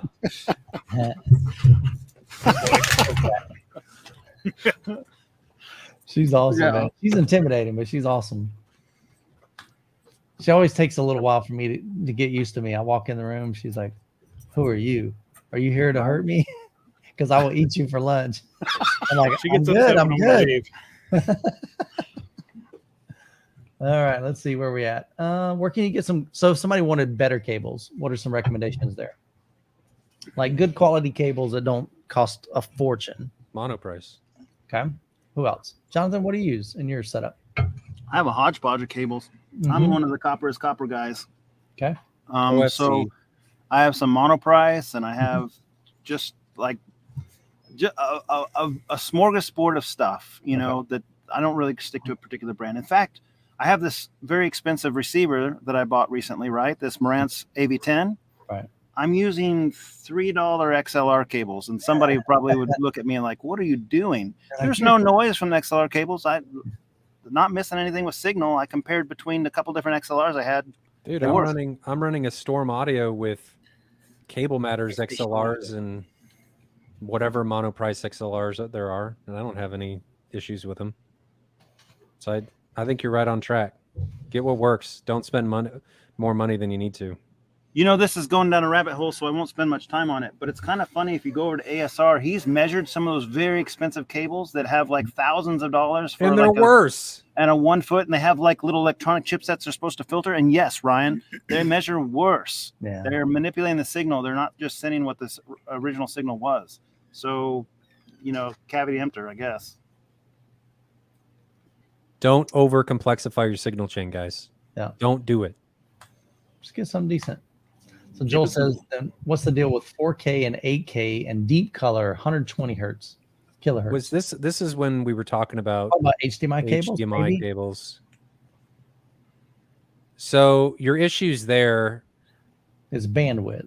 your bandwidth and your sacrifice is going to be the bit depth that you can handle. So the higher you raise your resolution and the higher you raise your frame rate, the more bandwidth intensive that application is going to be. And in order for that to be facilitated on certain connections, you have to lower your bit depth from 10 to 8, depending on what you're doing, or your chroma subsampling. So something's got to give in a lot of these applications. You went super, super fancy. Can I go super, super simple? Yeah. Because some people may not know what any of that, and some of it I don't even know. So the short version is, like Ryan said, if you got 4K versus 8K, 8K has a lot more data. So just kind of think of a pipe. You know, it's going to have 8K is going to be, let's see if I can find my camera. There we go. So 8K is like that, maybe 4K is like that. And so there's more what we call bandwidth that is required for 8K versus 4K. If you're doing 120 refresh rate, that's more bandwidth versus 60 or 30 or 24. So the higher that resolution goes, the kind of the higher end cable, not dollar wise, but just the capability wise. And so certain cables can only handle up to so much bandwidth, certain color depth and things like that. Because again, that just kind of think of the pipeline. If it only can fit that much data, it's limited. And so you have to make adjustments to make sure that all that data is going to make it. Because if you try to increase it to whatever is beyond that, then it's just not going to make the transfer. It's not going to make it from the source to like your projector or your TV. The longer the run, I've seen some great discussion on from Phil, and he's with Sound United. So Phil Jones has some great videos on talking about that. And he went really, really in depth. And I think it's called the Sound United training channel on YouTube. And so he was basically breaking down, like, you know, what's the deal? And for the most part, with short runs, it's not that big of a deal. It's when you start increasing the length of it, then that makes it a lot more difficult to be able to run some of these higher resolutions. And so it's not that you need a high-end or expensive cable. You just need a cable that is capable of handling that resolution or that bandwidth. Now, whether or not there's a standard out there, like if you're just searching on Amazon and you're looking for 8K HDMI 2.1 cable, I don't know if there's a great answer on, okay, how do I know if this no-name brand is truly capable of doing what it says it's doing? You know, I don't know. Does that make sense? I tried to make that like simple because I'm a simple dude, man. Ryan sub-sampling and chroma keying and then all that's, I don't know. Ryan, what's up, man? Nothing. He's like, you're an idiot, dude. No, I think that was good. Got another super chat down here. Let me scroll down. The T says, appreciate the $5 super chat. How do you guys feel about Carl's Place screens? I really like mine. Back when I was building mine, that was one of the considerations. Is Carl's Place even doing fabric anymore? I've never seen one that I know of. There's my understanding, his is just very, very inexpensive. Carl's Place fabric. Let me see if they're still. Yeah, I think it's this carlofet.com. Yeah, this is it. Okay, so they're still in business. I'll put this up there. I personally haven't ever seen them or used them. I want to say Life of Bliss on his channel. He has used them, but my understanding, they're, at least back when I was designing my home theater, pretty inexpensive. So let's say, for instance, you're looking at this. That's rear projection. I don't want rear projection. Where's just the white? Here we go. Let's see what they run. Am I sharing my screen? Probably not. Yes. Yeah, okay, here we go. I was on another thing. So let's say, for instance, you got raw material finished. Let's say you want some grommets in there. Don't want it folded. And let's say my screen is 150 inch. Let's just say, yeah, so see, you're looking at $200 for fabric. I mean, that's super inexpensive. And then if you can build your own frame, stretch it out, attach it with those grommets. So I wouldn't have a problem with that. So there's a lot of good companies out there that make very affordable screens, and you can go up that ladder as high as you want. You know, there's some really, really, really high-end screen with fancy masking, electronic, physical. But yeah, I've heard great things about Carl's Place. I just personally haven't used them. Have you guys heard of them? So you're not I think I've heard it on the forums, but I've never seen one that I know of. Yeah. Okay. Yeah, I've never seen one in person. Like I said, I'm wanting to say that Kyle from Life of Bliss, he's actually using, or at least at one point, he made some videos on his channel with them. Maybe he did some comparisons on there. So maybe check that out. All right. Okay, we got, yeah, so kind of same thing here. Do y'all have any recommendations on that? Oh, no, that's the same thing. Okay, never mind. I was thinking he was saying, what is the best deal like? But that is not. Kevin says, any idea what's causing Basswood dialogue from the center channel? Crossover? Yeah, crossover is the first thing that comes to mind. So in his AVR, maybe check to see what number is that. What do you have your crossover set? So if he's got it set to... If it's like at full range or something deep, like 60 or something, maybe jump it up to 80 or 120 or something like that. Okay. Just play around with crossover. Simple. Austin says, if you have to run a cable 15 feet, is it better to run the speaker wire that length or a balance cable? I think balance meaning place amps near the speakers with the components. What are your thoughts there? That's not going to matter. So for 15 feet? I would have probably better luck not having noise at your speaker if you run the speaker cable 15 feet and leave the amplifier close to your processor. That's been my experience. You'll have people that will argue the dampening factor of the amplifier gets worse. Basically, the precise control of the speaker driver gets worse at distances, but I'm not yet convinced that that's completely audible, those kind of dampening discussions. So it really goes down the noise floor for me more so. And I think the longer speaker cable and the shorter signal cable works better in the business of ground floor or noise floor. Cool. Some B, or actually, I guess it's some eight. Some eight says, I'm creating a new home theater. What speaker brands would you suggest me to get, SVS or Klipsch? I hate this question. I'll be honest. You need to listen to as many speakers as you can. I'm not going to tell you need to go get either one of those.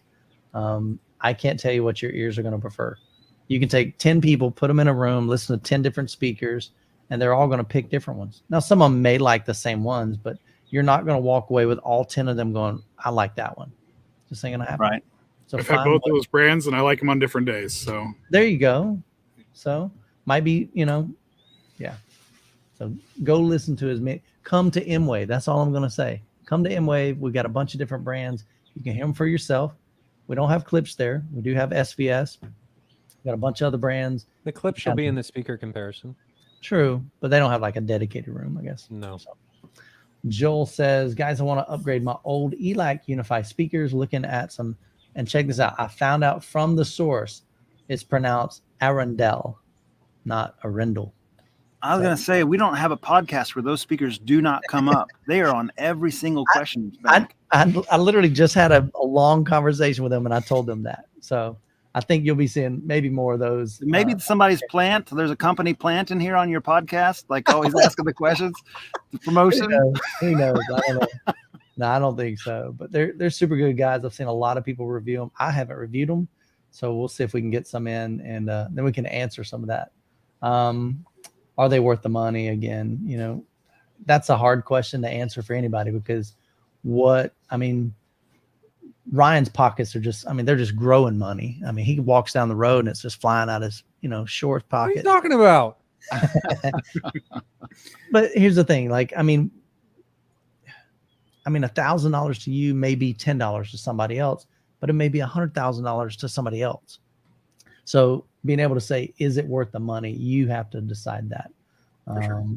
Or could you recommend something better around the $4,000 budget? Again, you need to listen to as many speakers as you can. I've heard great things about ELAC. They make a great value speaker. They make some really high-end speakers. I didn't even know that for a long time. They actually make some really, really expensive speakers on up. So if you like their sound, maybe even look at their higher tier if you want to, go to something with a nicer cabinet, or but just listen to as many speakers as you can. That'd be my recommendation. Ryan Spears, will there be a schedule for M-Wave? We talked about that earlier. For example, you're doing projector comparisons, other things that are time-based. Will those run over 30 minutes? What does that roughly look like, Ryan? No. Just kind of be all day. It's just going to be an all-day thing. Just pop in, man. You come in, you want to do a full comparison, they're going to run through it. It's exactly what ends up happening at shows when this happens. Somebody comes in. We're not just going to be running them every 30 minutes. It's going to be, no. Yeah. So some of you guys, that may be your thing, and you may stay in there the whole day. It's like, I don't even care about hearing speakers. I just want to be there for the projectors. That's what we wanted M-Wave to be, a lot more flexible this year versus like a regimented schedule. Let's see. Asif says, is drawing important for a home cinema startup? I'm assuming you mean like kind of drawing it out. The theaters. I think it's a good idea. I know with me, I'm a visual guy. And so I had a friend of mine help me I drew it out on paper, and then he physically drew it up in Google SketchUp, which is like a 3D program. At the time it was free. I think they charge now, but there's definitely some things. Audio Advice Live has a great tool. D-Tools has a really good tool for this. Who is that? D-Tools. D-Tools. Mm-hmm. So just being able to see that in like a 3-dimensional space, I think is super helpful. I don't think you have to, but it's good to draw that out. And I'm a visual guy. Like, where am I going to place my speakers? How wide is my center channel? Not the center channel. How wide is my screen going to be? What are the angles going to be? And so figuring all that out, to me, it's just easier to put it on paper. So I think it's a good idea. I'm gonna let you guys answer some. Here you go. So do either of you, now we got 3, do any of us have a custom house curve for the AVR room correction in Dirac or Odyssey, or use the default curve? How did you decide which curve to use? Great question. So Jonathan, you don't use anything. Yeah, you guys know my story. I don't use Odyssey, but I do apply a little bit of a smiley face EQ in my room, and that's just the subjective preference. So with the built-in manual EQ on the receiver, just a tiny bit. My subwoofers, as far as the house curve for that, they're just flat, and the whole thing is elevated 9 to 12 dB depending on my preference. Sometimes as much as 15 for music. So I have a flat response, basically from 7 hertz all the way up to about 120 or so, and it's rolling off at some point and meeting back to my mains because the whole response is elevated. What do Tim, you do? what about yours? Yeah, it's the same kind of thing. It's kind of the Kansas City wedge, is what I call it, because everyone just kind of has a little extra bass towards the end. That's pretty much everyone around here. Kind of runs a little hot on the bass, but A little.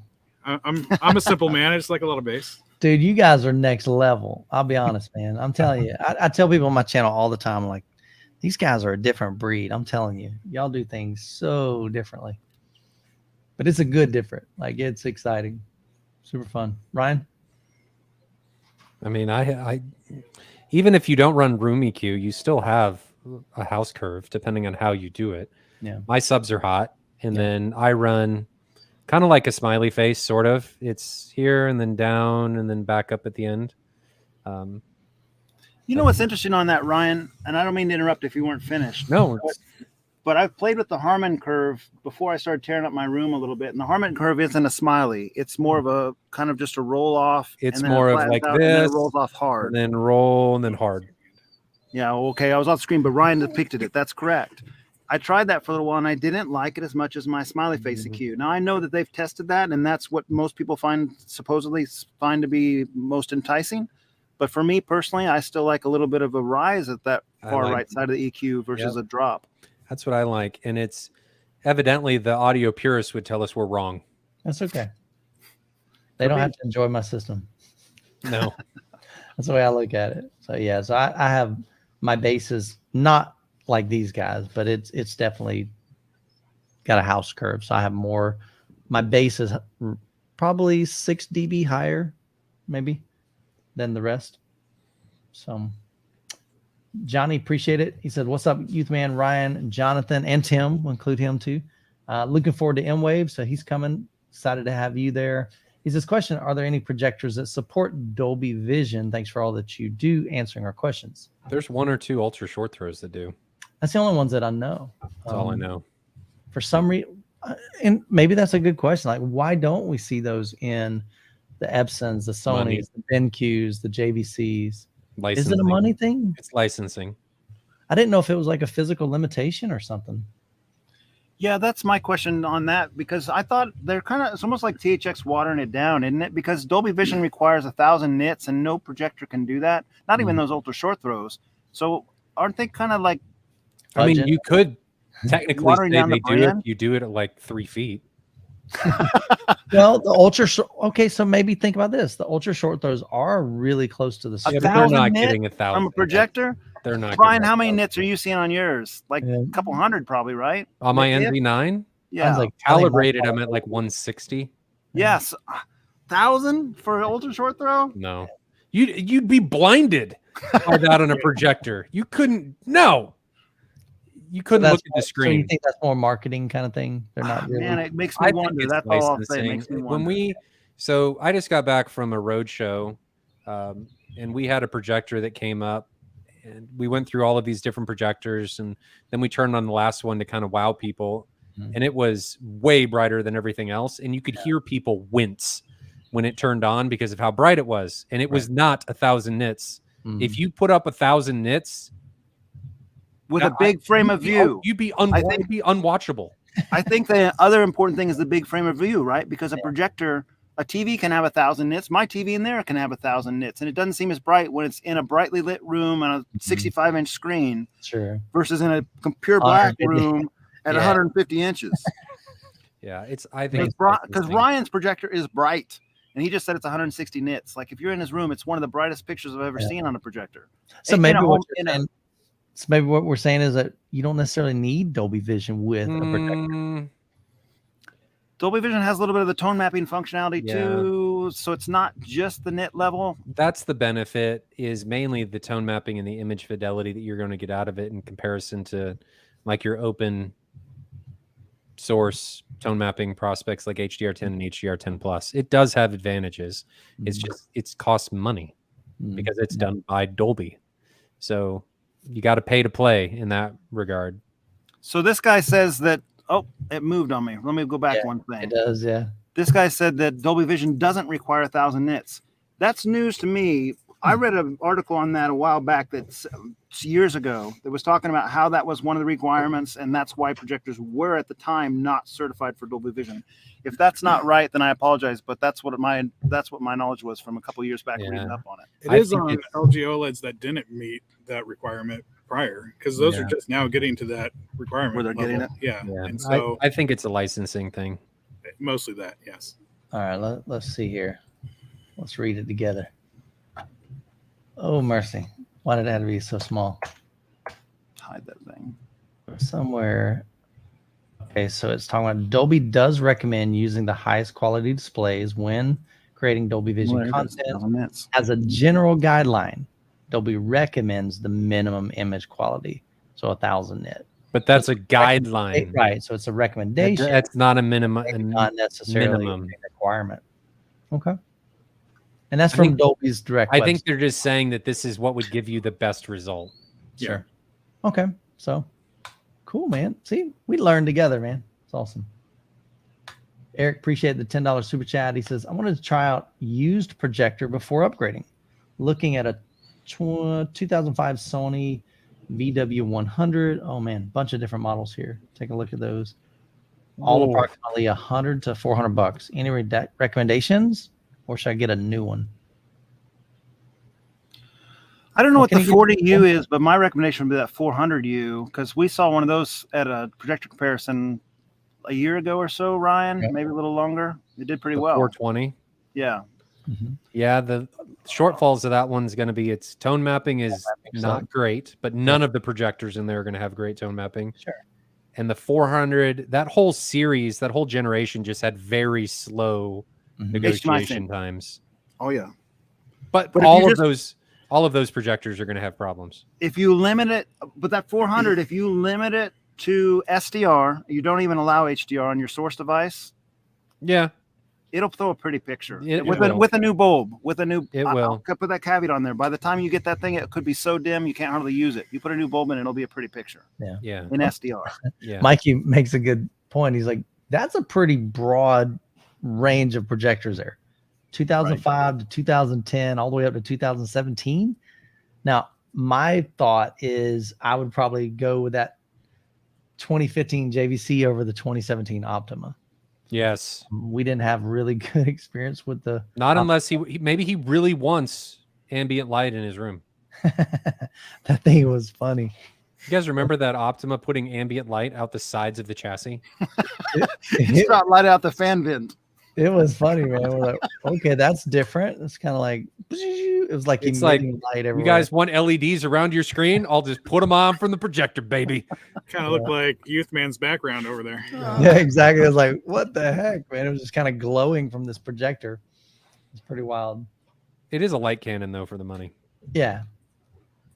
All right. Let's go back up here. Austin has a question. Says, how do you test the limits of a sub? I don't know what I don't know. I feel like my sub should have more. It's not bad, but 4 SVS, SB 2000 Pros, which has 412s, should thump. I feel air, no chest slam. How big's your room? Be my So big question. A lot of questions there. Have you ever measured, like with REW, calibrated mic? You may be sitting in some massive knolls.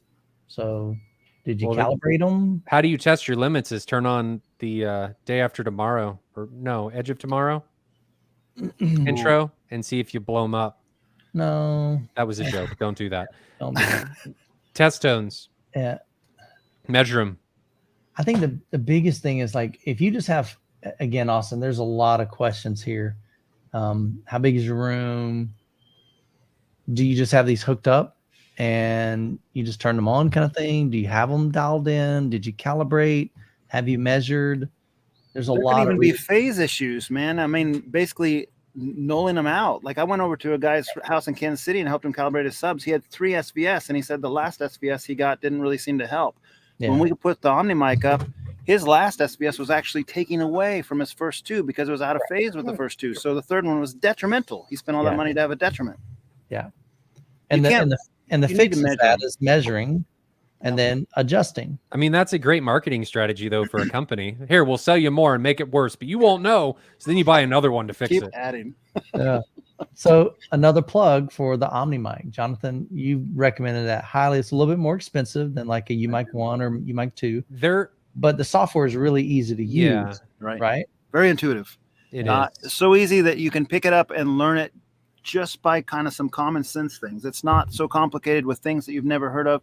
You put your CD in, you play like track 2, you see frequency response dips, a real-time frequency response capture, and then you just kind of can move the mic around and see how it reacts, right? You can add your second sub. Does the line go up or down? Simple as that. Nice. Very straightforward. Heck yeah, man. I like simple, easy to use. So you pay for the convenience is what it is. You do. So nothing wrong with that. Jason says, what are your thoughts on a Dayton Audio subs? They have a 15 for around $250. I have Dayton Audio subs. I like them. They pound. Stereo Integrity. They've got a, I was telling earlier on the show, I don't remember if it's a 15 or if it's an 18, but Nick was telling me they've got a super budget friendly. I think it's an 18 and it's around that price, like $200, $300. So yeah, they got their HO series and their UM series, and they have a new one coming out here pretty soon if it's not already out. They're good subs. They're not only subjectively good, they're objectively good. They measure well. They're quality makes. Yeah. Cool. Let me jump to this question before I forget. So Rich, you had asked about what do I mean when I say that a sub is running 3 to 6 dB hot. So if you think about this, I always recommend like level matching all your speakers for the most part. You want to try to get those all the same volume. So in comparison to all of my speakers, my subs are running 6 decibel louder than the rest of my speakers, roughly. Ryan, are you up to 40 dB by now? Or?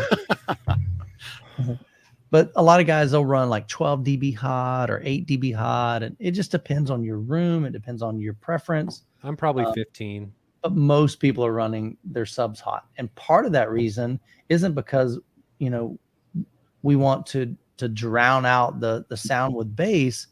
It's because our hearing is less sensitive to bass frequencies and those lower frequencies than they are the mids and the highs.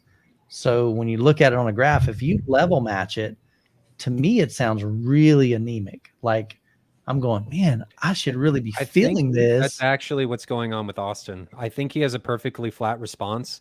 He He has no boost in his low end, and that thereby he's not getting the response he wants. Yeah. So Austin's room's the same size as mine. He said it's 13 by 18. Mine's 13 by 19. And he said, I've measured and used MSO.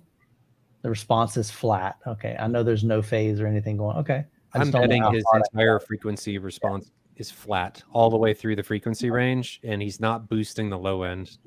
So Austin, I don't know if you have a like a calibrated microphone or use REW.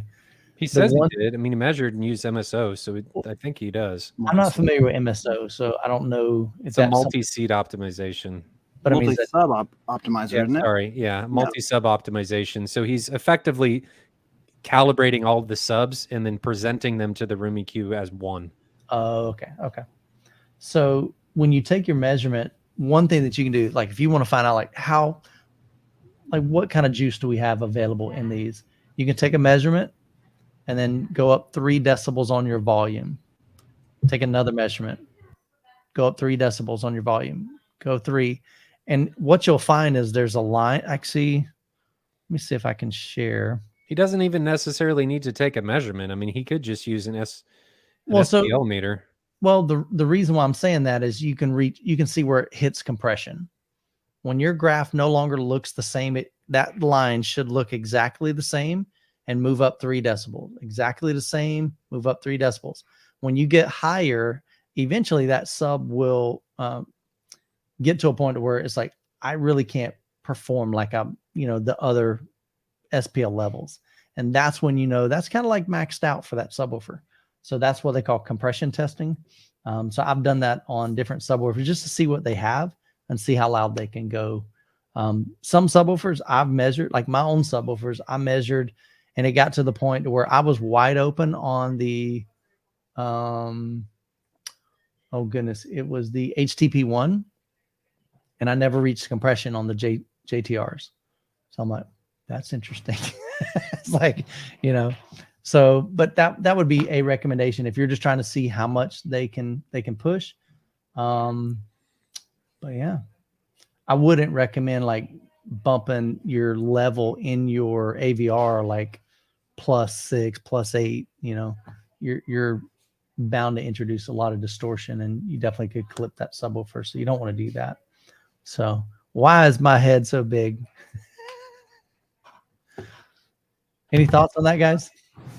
I think you did pretty well there. You could play something that has a pretty driving soundtrack just continually, like Tron Legacy or something, and go sit right next to one of your subwoofers and like turn up the channel trim on that until you start hearing the tonality change. Because a subwoofer will start, when it starts getting towards its limits, it'll start sounding different. And I don't think it's very hard to pick up. Like, you don't have to have a trained ear to hear that something's starting to be burdened sounding or a little perhaps slower and messier sounding as it starts hitting its limits. So you can kind of figure out what you're doing there with real world content even. 412s in that size room, I was trying to think, that's kind of like one of our guys here in Kansas City that has 412 Sony-inch subs, which is kind of a strange room. It's a really nice room. It has Priscilla speakers, but the sub arrangement's kind of strange. Right. They're enough for him. So right. It sort of depends on what you're after, I think, right? 12 is not going to give you like what 418s would do, or some of the stuff we've talked about regularly on the podcast. And plus he's running sealed subs as well. But he should feel them, I think. I think he's running a flat response. So try It's bumping flat all it the up. way through, and he needs to boost his low end. Okay. Try boosting it about 6 dB or 8 or 12 or 15. Sure. So, but they're quality subs though. I think you might be able to drive them harder than what you are. Don't go crazy. And I think the key is go incremental. Like, don't go nuts. Just go a little bit.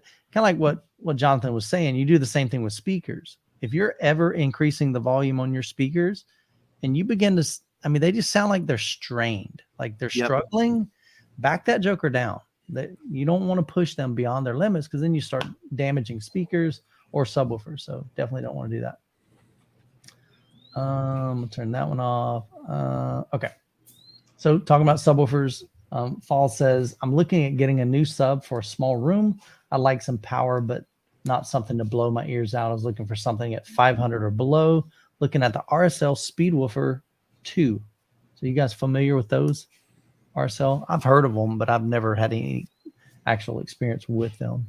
The Speedwoofers get recommended a lot in the budget range for subs.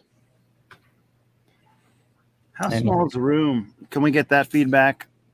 How small is the room, and what's your expectation? No. $500 and below is hard for a subwoofer. Yeah. Yeah. Typically, when somebody says they've got $500 to spend on a sub, I usually recommend just looking used market, because you can probably find $1,000 subwoofer for $500, or a $1,500 subwoofer that's a couple years old for $500 or less. I did the same thing with my clip subs for a long time. Or you can find like 2 or 3 or 4 small subs for really cheap that equals up in that budget. 100%. Yeah. All right. J Travels says JTR Noesis 212 RTs. He's got 3 of those. JTR Noesis 110 HTs. All right. Is this his whole list of what he's working with, I think? Yeah, and then he's asking if a Parasun A51 will power it. Yeah, you could power those with a fart. It's they're so sensitive that you're not going to have a problem with that. But you'll never know the difference if your voice coils are smoking or if it's the fart. Yeah, so, that's true. So I have a video out on YouTube. If you search JTR Noesis powered by ? I think it is, you'll find my video. The JTR 212 HT, I powered them by a little Chinese 20-watt amplifier, like Parts Express $20 20-watt amplifier. Maybe it was $30. At any rate, let's call it a little T-amp. And it would run those JTRs at reference volume. Like, no joke. By the OmniMic measurements. That's your old room, but it's still a pretty big room. Yeah, they just don't take very much power. They're 101 dB sensitive or thereabouts. And that means at 1 watt, at 1 meter, they're running 101 dB. Reference is 105. So you just don't need very much power. I think your Cinema 40 would be able to drive them just fine. I'll be right back. I'm gonna let y'all continue just for a second. I'm gonna say bye to my daughter. Okay. Sure. So I don't even think you need the Parasound. I don't either. If you haven't bought it, don't get it. Just run them off the Cinema 40. You're fine. There's no sense in buying an amp for those speakers. If you are in an enormous room, they can take a lot of power. But in your case, with virtually any room that you're going to have in a home, the Cinema 40 is going to have more than enough gusto to be able to do it. I might have to reevaluate too slightly, because those are the RTs and that's a tower. I was thinking the HTs, which is more of a pro audio setup. All right, well, what's the RT sensitivity, Ryan? HDR speakers. Is it much lower than 101? Is it like 95 or something? What does he have? The 212? 212 RT reference tower. No, it's 101. So it's the same as the HT then. Yeah, you just don't need an amplifier. Your ears would be bleeding. I mean, You're you don't literally going to be using like 8 watts at reference type thing, if that. Then he's talking about the 210 HTs. What are they? So the 210 HTs are 95. As a rule of thumb, a high-end receiver should be able to run reference on speakers that are greater than 92 dB sensitivity in most normal size home theater rooms. That's kind of a really generic, really standard run-of-the-mill answer. There's caveats on both sides, but 95 should be fine, generally speaking. Yeah, you're going to be fine. And when in doubt, just use the 4,000 to drown everything out, including your house crashing down around you. Next one is Rick Venezuela asks, I'm looking for Atmos ceiling speakers. I have a drop ceiling with a 12-inch cavity between the actual ceiling and ceiling tiles. Would you go with an in-ceiling speaker or box speaker? By box speaker, do you mean on ceiling or one with a backer box? That's the way I take it. If you're talking about with an on ceiling versus an in ceiling, I think always on ceiling. Yeah. Just make sure you can safely secure that joker. Yeah, there's so much more flexible, and being able to aim the speaker at the main listening position is going to give you a much better experience than using an in-ceiling. In-ceilings are just compromises in order to fit in spaces that people don't normally put speakers. But if you can put them on your ceiling, do on the ceiling. It's a lot better. Anybody else have anything?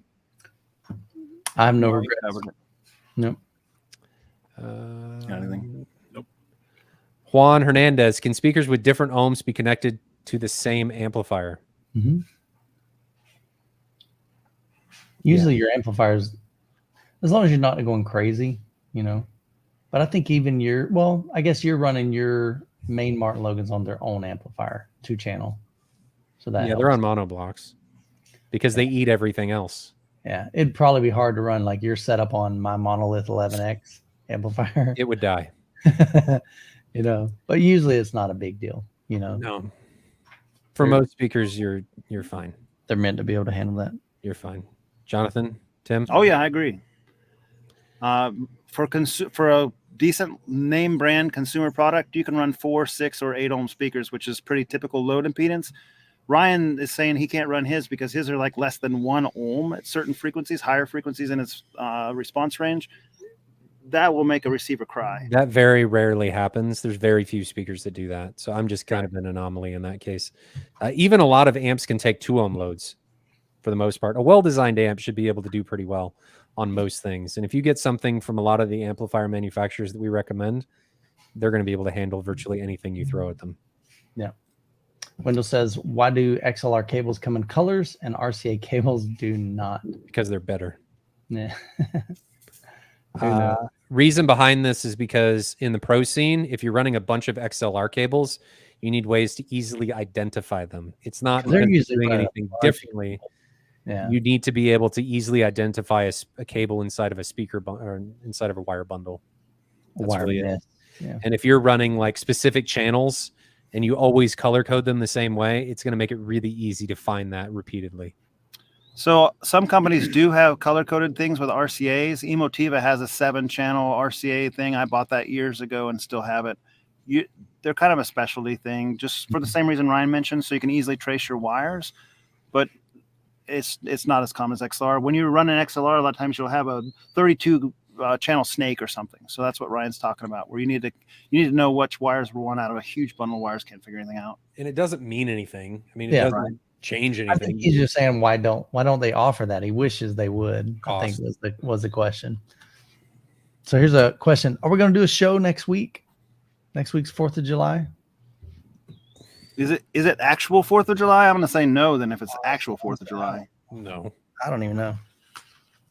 no, the 4th of July is Tuesday. The show Yes. would be Sunday the 2nd. Yeah, That's we're fine. good. Yeah, there will be. Good to go, man. We don't care about our families anyway. Wait a minute. My wife watches this show. Megan, he's lying. All right. So Dionysi Live says, "Hey guys, love the podcast. Appreciate it, man." He says, "I have side and rear surrounds B&W CWM 663s.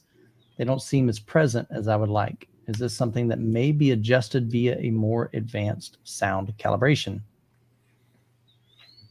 So there's another part to that question, such as Dirac currently using Odyssey, or would I simply need to buy larger surrounds that have an increased power handling capability? CWM 663. Let's look up a little bit on those speakers. 663 B&W. Dionysi, I have a question. Are you using room treatments? And what is driving these speakers? What amplifiers, AVR, what's currently being used? Are they aimed at you? Are they towed in?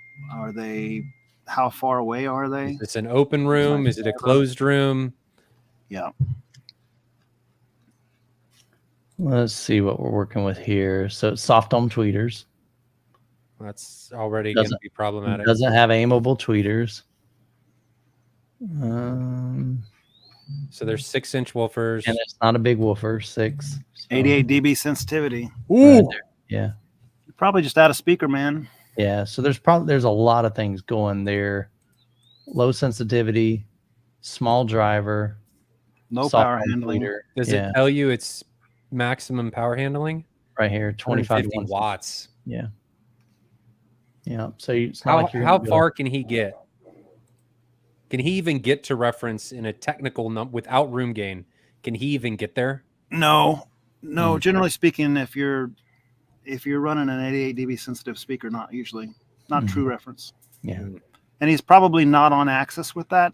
Mhm. Generally speaking, since it's Which an is end going to wall, make it even So then worse. it's which makes it drawn. even worse. You got a little bit of dispersion drop off, and So what would be a recommendation then? I'd want to know what the rest of his theater has. oh yeah, But I mean, potentially like a higher quality speaker. So my recommendation is if you're trying to get to reference, do not use, unless you're using an array of some sort, do not use a soft dome tweeter. It won't get there. right. You need an array in order to make it work, or some type of like planar magnetic or something. Now, when you say array, you might be confusing people. So elaborate a little bit on that. I know what you're talking about, but just explain. You'd want to drive with more than one driver, like more than one, like what Jonathan has, right? He's able to run how many soft domes There's do you have in? 16 1-inch soft dome tweeters on my Yeah. speakers. So there's a bunch of things that happen in that configuration to the sound, but effectively you're sharing the load. To simplify this a lot, you're sharing the load over multiple drivers, so one driver isn't having to do everything. Okay. And if you're sharing the load, not every driver, or the drivers, are able to work less and give you more output. And there's more that goes into that, but At typical speaker distance in a home theater room, that soft dome tweeter might only be capable of like 95 dB. yeah. Because there's about a 10 dB drop off at distance, usually at Yep. like say 10 feet. And in that drop off, your speaker might be able, maybe it can handle 105, maybe, but you got that 10 dB drop off. So now you're at 95, and that's it. That's pushing the limits. The thing's getting hot. It's going to start smoking soon, and you're 10 dB shy of reference. Yep. So that's what Ryan's talking about. There's other types of designs. You got coax, compression drivers. You got different types of magnetic planar, all that kind of stuff. You got different things. The soft dome is one of the weaker ones, to be frank, in solos. And so you'll see some of the speakers that want to do reference capable thing and then use soft domes. They'll have 5 soft dome tweeters, you know, and they're kind of like in a little cross shape or something. Like Tecton has that type of stuff, you know, or they'll have a little line of soft dome tweeters. Or you've got an audiophile speaker. It's not meant to go to reference. You got the wrong kind of speaker. Or you've got like air motion tweeters, which have massive amounts of surface area folded in. You've got like Wisdom with their planar magnetics with the big ribbon tweeters that have huge amounts of surface area. I mean, it's like we talk about this a lot with subs, right? We talk about surface area all the time. But if you're limiting your surface area to something that's like this big, you're not going to be able to get a lot out of it unless you're using a speaker that's specifically designed to give you that or amplify based on that, like horns. So you've got to get a speaker that's designed to work around that caveat. If it's just a ribbon tweeter, or not a ribbon tweeter, a dome tweeter, it's just not going to be able to do it if it's by itself. Yeah, and then he has a 6-inch woofer on there too, and the 6-inch woofer is really going to struggle to get close to reference unless you are right next to it. Close, yeah. Yep. Generally speaking, unless it's a high efficiency driver, you need an 8-inch to really have a solid chance of hitting reference in your room. So either single 8 or multiple 6s or multiple, multiple drivers can make a accommodation to reach closer to a single 8, that type of thing. Yeah. Charlie B, thanks so much for the super chat. 2 PSA TV 2410s, they've got dual 12s, or 2 PSA TV 1513, which is a single 15 subwoofers. It's got a limited space for size. Plan on adding 2 more of the same as budget allows. So what would you recommend start with? Again, part of it's how big is your room, but would you rather have 2 12s or a single 15? I'd rather have a single 15. Why? Well, it's kind of a tricky question there because it's 2 12s in the same cabinet, Ryan. Those TV 2410s are like 2 12 stacked in a single cabinet. Well, let me look at the surface area. I'm trying to bring it up here. Yeah, I would think that you're going to get more surface area with 2 12s than a 15, but I'd have to calculate it. Let me look at that. We got 2410 and 1513. You know, Tom from PSA is really a straightforward guy. He's a straight shooter. You could just email him the question. Oh, say, here's what I'm after. What do you recommend? And he'll tell you a straight answer. Yeah, let's pull this up. I said straight answer like 4 times in that record. It's all right. It's a straight answer. So here's the 2410. It's $1,500 for the dual 12s. And what was the other model number? TV 1513. 15. So there's a 1512. I miss it already. 1512. I'm not seeing a one. Maybe that's an older one. Top right. Nope, that must be 1 year older, maybe. Yeah, maybe it's similar to this right here. It's probably close to that one, 1512M. That's what I'm thinking. I don't see one. Oh, down again? Oh, yeah, I'm with Jonathan though. I mean, Tom designed them, so maybe reach out, just kind of tell him your objective, tell him how big your room is, and say, hey, I'm getting 1. I'll be getting 2 or 3, and see what he recommends. It looks like there's different kind of material too. So your surface area on 2 12s is going to be 226. Okay, 226 inches per here. And then a 15 is going to be 176. A lot more with dual 12s. So, and when you say you don't have a lot of space, I'm assuming you mean like floor space. But if you're looking at both of these. But the 2410 is ported, and the other one's probably going to be sealed. What's the port tune on that 2410? Okay, let me go back. 2410. Let's go to description. Performance, maybe? I don't really see a specs. Features? Where's the features? I don't know why that's featured, but that's 14 okay. hertz? Does he tell you what the... That's pretty good. Yeah, in-room extension, he's getting down to 10 to 12 hertz, so that's awesome. I've kind of always thought that 15 or 16 is where if you're going to do ported, you should at least try to shoot for that. So he's got those below there. Boundaries, yeah. But it doesn't necessarily tell you at what level those measurements were taken, though. You're right. It could be. That's why graphs and stuff are really important, because we don't know where that measurement was taken. It could have been taken, and I'm nothing against PSA. Yeah. But it could have been taken at a very low volume, and you would have a flat frequency response. And then as you tick up, it's going to fall off as the SPL increases. I would kind of say this though, Ryan, and you're not wrong, but PSA is like a well-known vendor. I'm playing devil's advocate here. Right. If this was like you're always the devil, Ryan. Honestly, if this was like a clip sub or something, they were doing that, then I would be like, let's see a measurement. But wow. But PSA is pretty solid. They make a pretty solid product, right? So you're not getting junk, and if they have that rating on there compared to other things, it's probably pretty reasonable. So I'm going to challenge this, sure, and play another devil's advocate. Why, if he's buying 2 more later, why doesn't he combine the budget of buying 2 and buy 1 and then buy another one later? I think he's going to get a better experience that way. Get a bigger, badder sub instead of doing 4, do 2, and just get way bigger ones, because your low extension is going to be better and your output capability is going to be better. And if you're chasing high volumes, it's just going to be better. But how much better is he going to get than, 10 hertz in a room is pretty solid. 10 hertz in a room. Ryan's point is 10. I guess Ryan's point is like 10 hertz at 90 dB, or is it 10 Think hertz about 10 hertz at my JTRs give me 10 hertz. I see what you're saying. Okay. But the 12s are not going to give you 10 hertz like my 4000s do.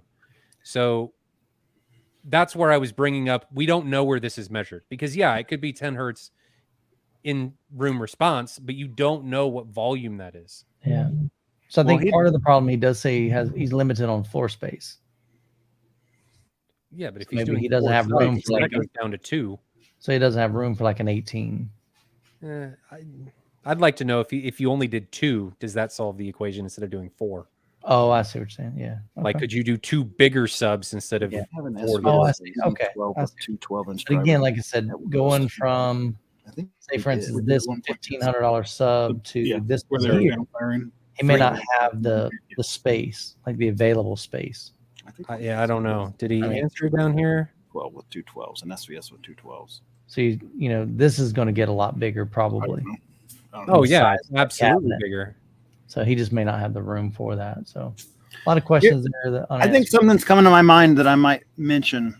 I'm pretty confident at one of our shootouts that we did probably 10 years ago, we had an SVS that had 2 12s in it. Mm-hmm. And SVS back then was the cat's meow, right? It was, yeah. So what I'm remembering is that we had a couple 18s at that demo, and I think that the 12s are still just 12-inch drivers. Right. They're going to be limited. So at the end of the day, if you want output, you want the biggest driver you can get, and you want multiples of them. Yep. You can stack those 12s up all day long, but you get diminishing returns as you start stacking them up. Mm-hmm. So I don't know, man. Ask Tom. That's still my best advice. Ask the guy who made them what he recommends for your room. He'll give you good feedback on it. My recommendation is don't do 4, do 2, and just get the biggest, baddest one you can get now, and then buy another one. You're going to get a better result, in my opinion, doing it that way. Dark Knight's got a question. Appreciate the super chat. Hi, all. Love your videos. Appreciate it, man. Upgrading SVS Ultra Towers plus Ultra Center plus Ultra Bookshelves for JBL. He's going from that to the HDI 3800, 4500, 1600. Will that be a huge upgrade? So, Jonathan, you own JBL. Why are you switching? You'd probably be better off to answer than I would. Yeah, I mean, I don't even know the JBL HDI series, to be quite honest with you. Okay. We'd have to look them up. The 1600 is going to be an M-Wave in the speaker comparison. HDI 3800. I've only heard the SVS Ultra Towers once. We heard them at a meet in Des Moines. I've heard them a few times, but yeah, we definitely did in Des Moines, yes. And then I think the Ultras are going to be at M-Wave, or is it the Primes? They're bringing the Primes. I liked the Ultras when we heard them that time. I thought they did well. My question with this is, why are you changing? Not necessarily that it's a bad idea to change, but what's making you want to change? Did everything blow up? What are you looking for? Hopefully not. I hope not, but I don't know. Yes, man. Everything blow up? Well, I don't know. What's JBL HDI? That looks like an audiophile speaker, not a pro audio. They're like towers. Yeah. Yes. Man, that's to what- me, here's the deal. You're already at an audiophile tower. The SVS Ultra is already that realm. If you want more output, you go to pro audio from that place, in my opinion. I don't know that you're going to get a whole lot more on those HDIs over your SVS Ultras. I think He's just Ryan trying to had find- the right question: is why are you changing? He just wants something better. I don't know if that's the right move. You might check out some other stuff. I and think just- that's a lateral move. it might be a slightly increase, but it's still a lateral move Yeah. regardless. Even Won't if be it's a night and slight day. increase, it's not worth the cash expenditure to make that happen. Exactly, I agree with that 100%. So here's a good point. So SVS Ultra is a true 3-way center. JBL is a MM speaker and will have off-axis lobing issues. So that was one of the speakers that I mentioned. The SVS Ultra Center has 2 drivers on the side, but then they arrange the tweeter and the mid-range vertically, which is a lot of times a better performing than having all your speakers horizontal. And I'm just referencing Aaron from Aaron's Audio Corner. He's got a great video called "Why Most Home Theater Center Channels Suck." I do want to comment on this, though, that while that is technically true, Mhm. you got to be careful in that. How much of this will you actually hear? Yeah, I don't know. Yeah, because I mean he measures a lot, so You measure a lot, and he's there is looking- technically a difference, but how much will you actually hear, and how much does it actually matter? So here's my thought: Dark Knight. You say you really love them, just keep them. Just keep them. Yeah. Spend keep that 'em. money somewhere else. Yeah, buy bigger subwoofers or buy room Room acoustic treatments, for your room. Yeah, buy a new 100%. display, do something else that's going to have Yeah.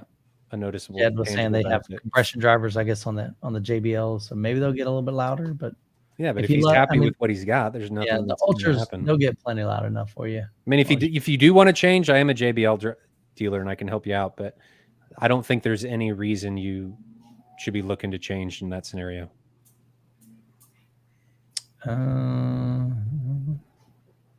This is interesting. Voice of Reason says, Ryan, if you tell people that differences in speakers, equipment can't be heard, then you have just become a variable. I always encourage people to test it, though.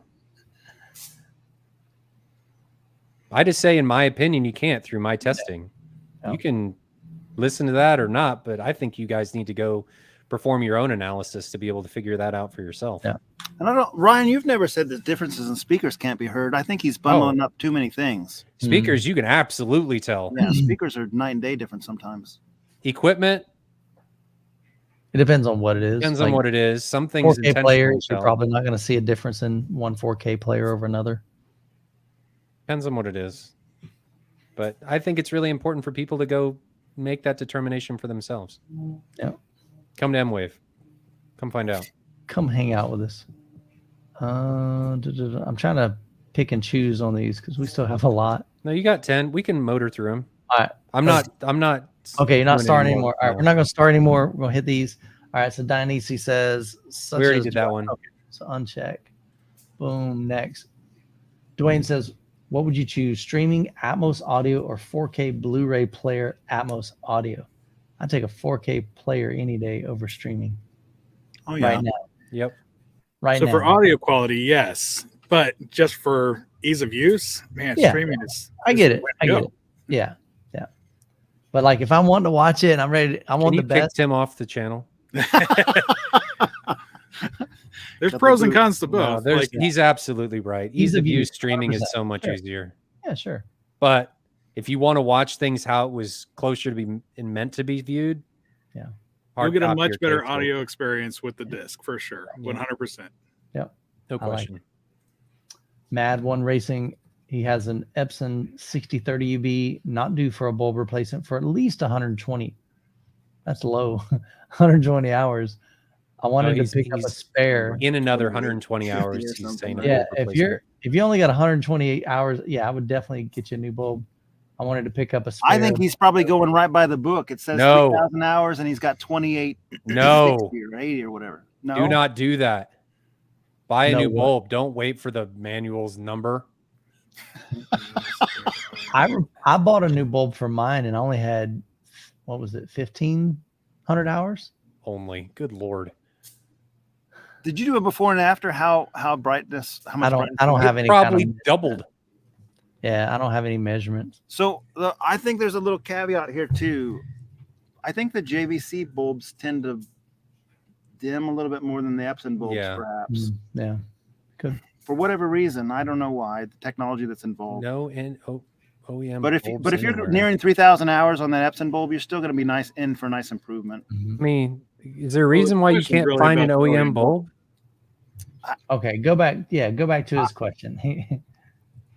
I have not read as many problems with non-OEM bulbs on Epson as I have with JVC. Mhm. So there's that.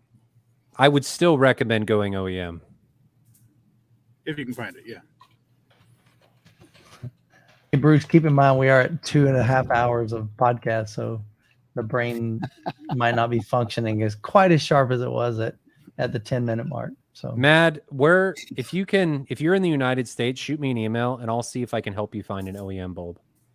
yeah, every forum I've ever read, they've always said, hey, look, make sure you do not buy like this aftermarket bulb. It's A not lot of worth times it. when they've bought those, they either are way dimmer or they just don't last as long. And some of them have even exploded, and that's not good at all. So just spend a little bit of extra money and do OEM. it's Don't usually not astronomical difference in No. price. All right, Eric says, when you mention reference level, is this calibrated level using test tone and REW with a microphone? So yeah, that's what reference. The only way you can have reference is if you have it calibrated. So if it's not calibrated, then you're not at reference, or you're not. Does that make sense?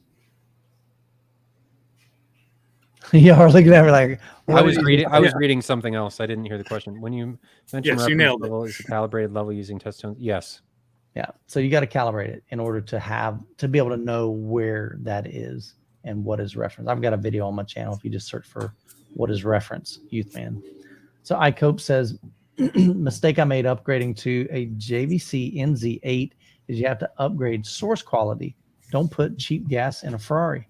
Advice on used Kaleidoscope models if all I intend to do is rent. Want minimum cost of entry. Then don't do Kaleidoscope. Yeah. That's kind of a... 'Cause that's not a minimum cost of entry, even if you buy used. No. Yeah. Minimum cost of entry, if you want the best, is buy like a Panasonic UB420 and buy discs off eBay. Or pawn shops. Pawn shops are actually, I prefer doing that. It's fun to kind of go in there and see what they have. Black Friday sales. There you absolutely pick those up. Gippy says, Ryan, 2 of my speakers were labeled as reverse polarity after setup. I asked my sister to check the cables so much she got salty. If the wires weren't crossed, what is the problem? Your room? So technically, I mean, they could have a It cable could be a defect in on the inside the speaker. Is it an Emotiva amp? Isn't that with the XLR when you're using their I mean, if amplifier? Gimpy switched it back and forth and it said it was out of phase both ways, he probably has a problem with his crossover board or the speaker itself. Hmm. I went and did a calibration for somebody one time who his tweeter array was completely broken on one side. Like it didn't even work. Hmm. It was the woofer that was playing. So you could, I mean, I would think you would know if you had something like that, but he didn't. So you might make sure when you go up and listen to the speaker at this, play the same thing through both speakers and make sure they sound the same to you as you go right next to them. It shouldn't be saying it's out of phase if you Both toggle ways. it right. It shouldn't. No.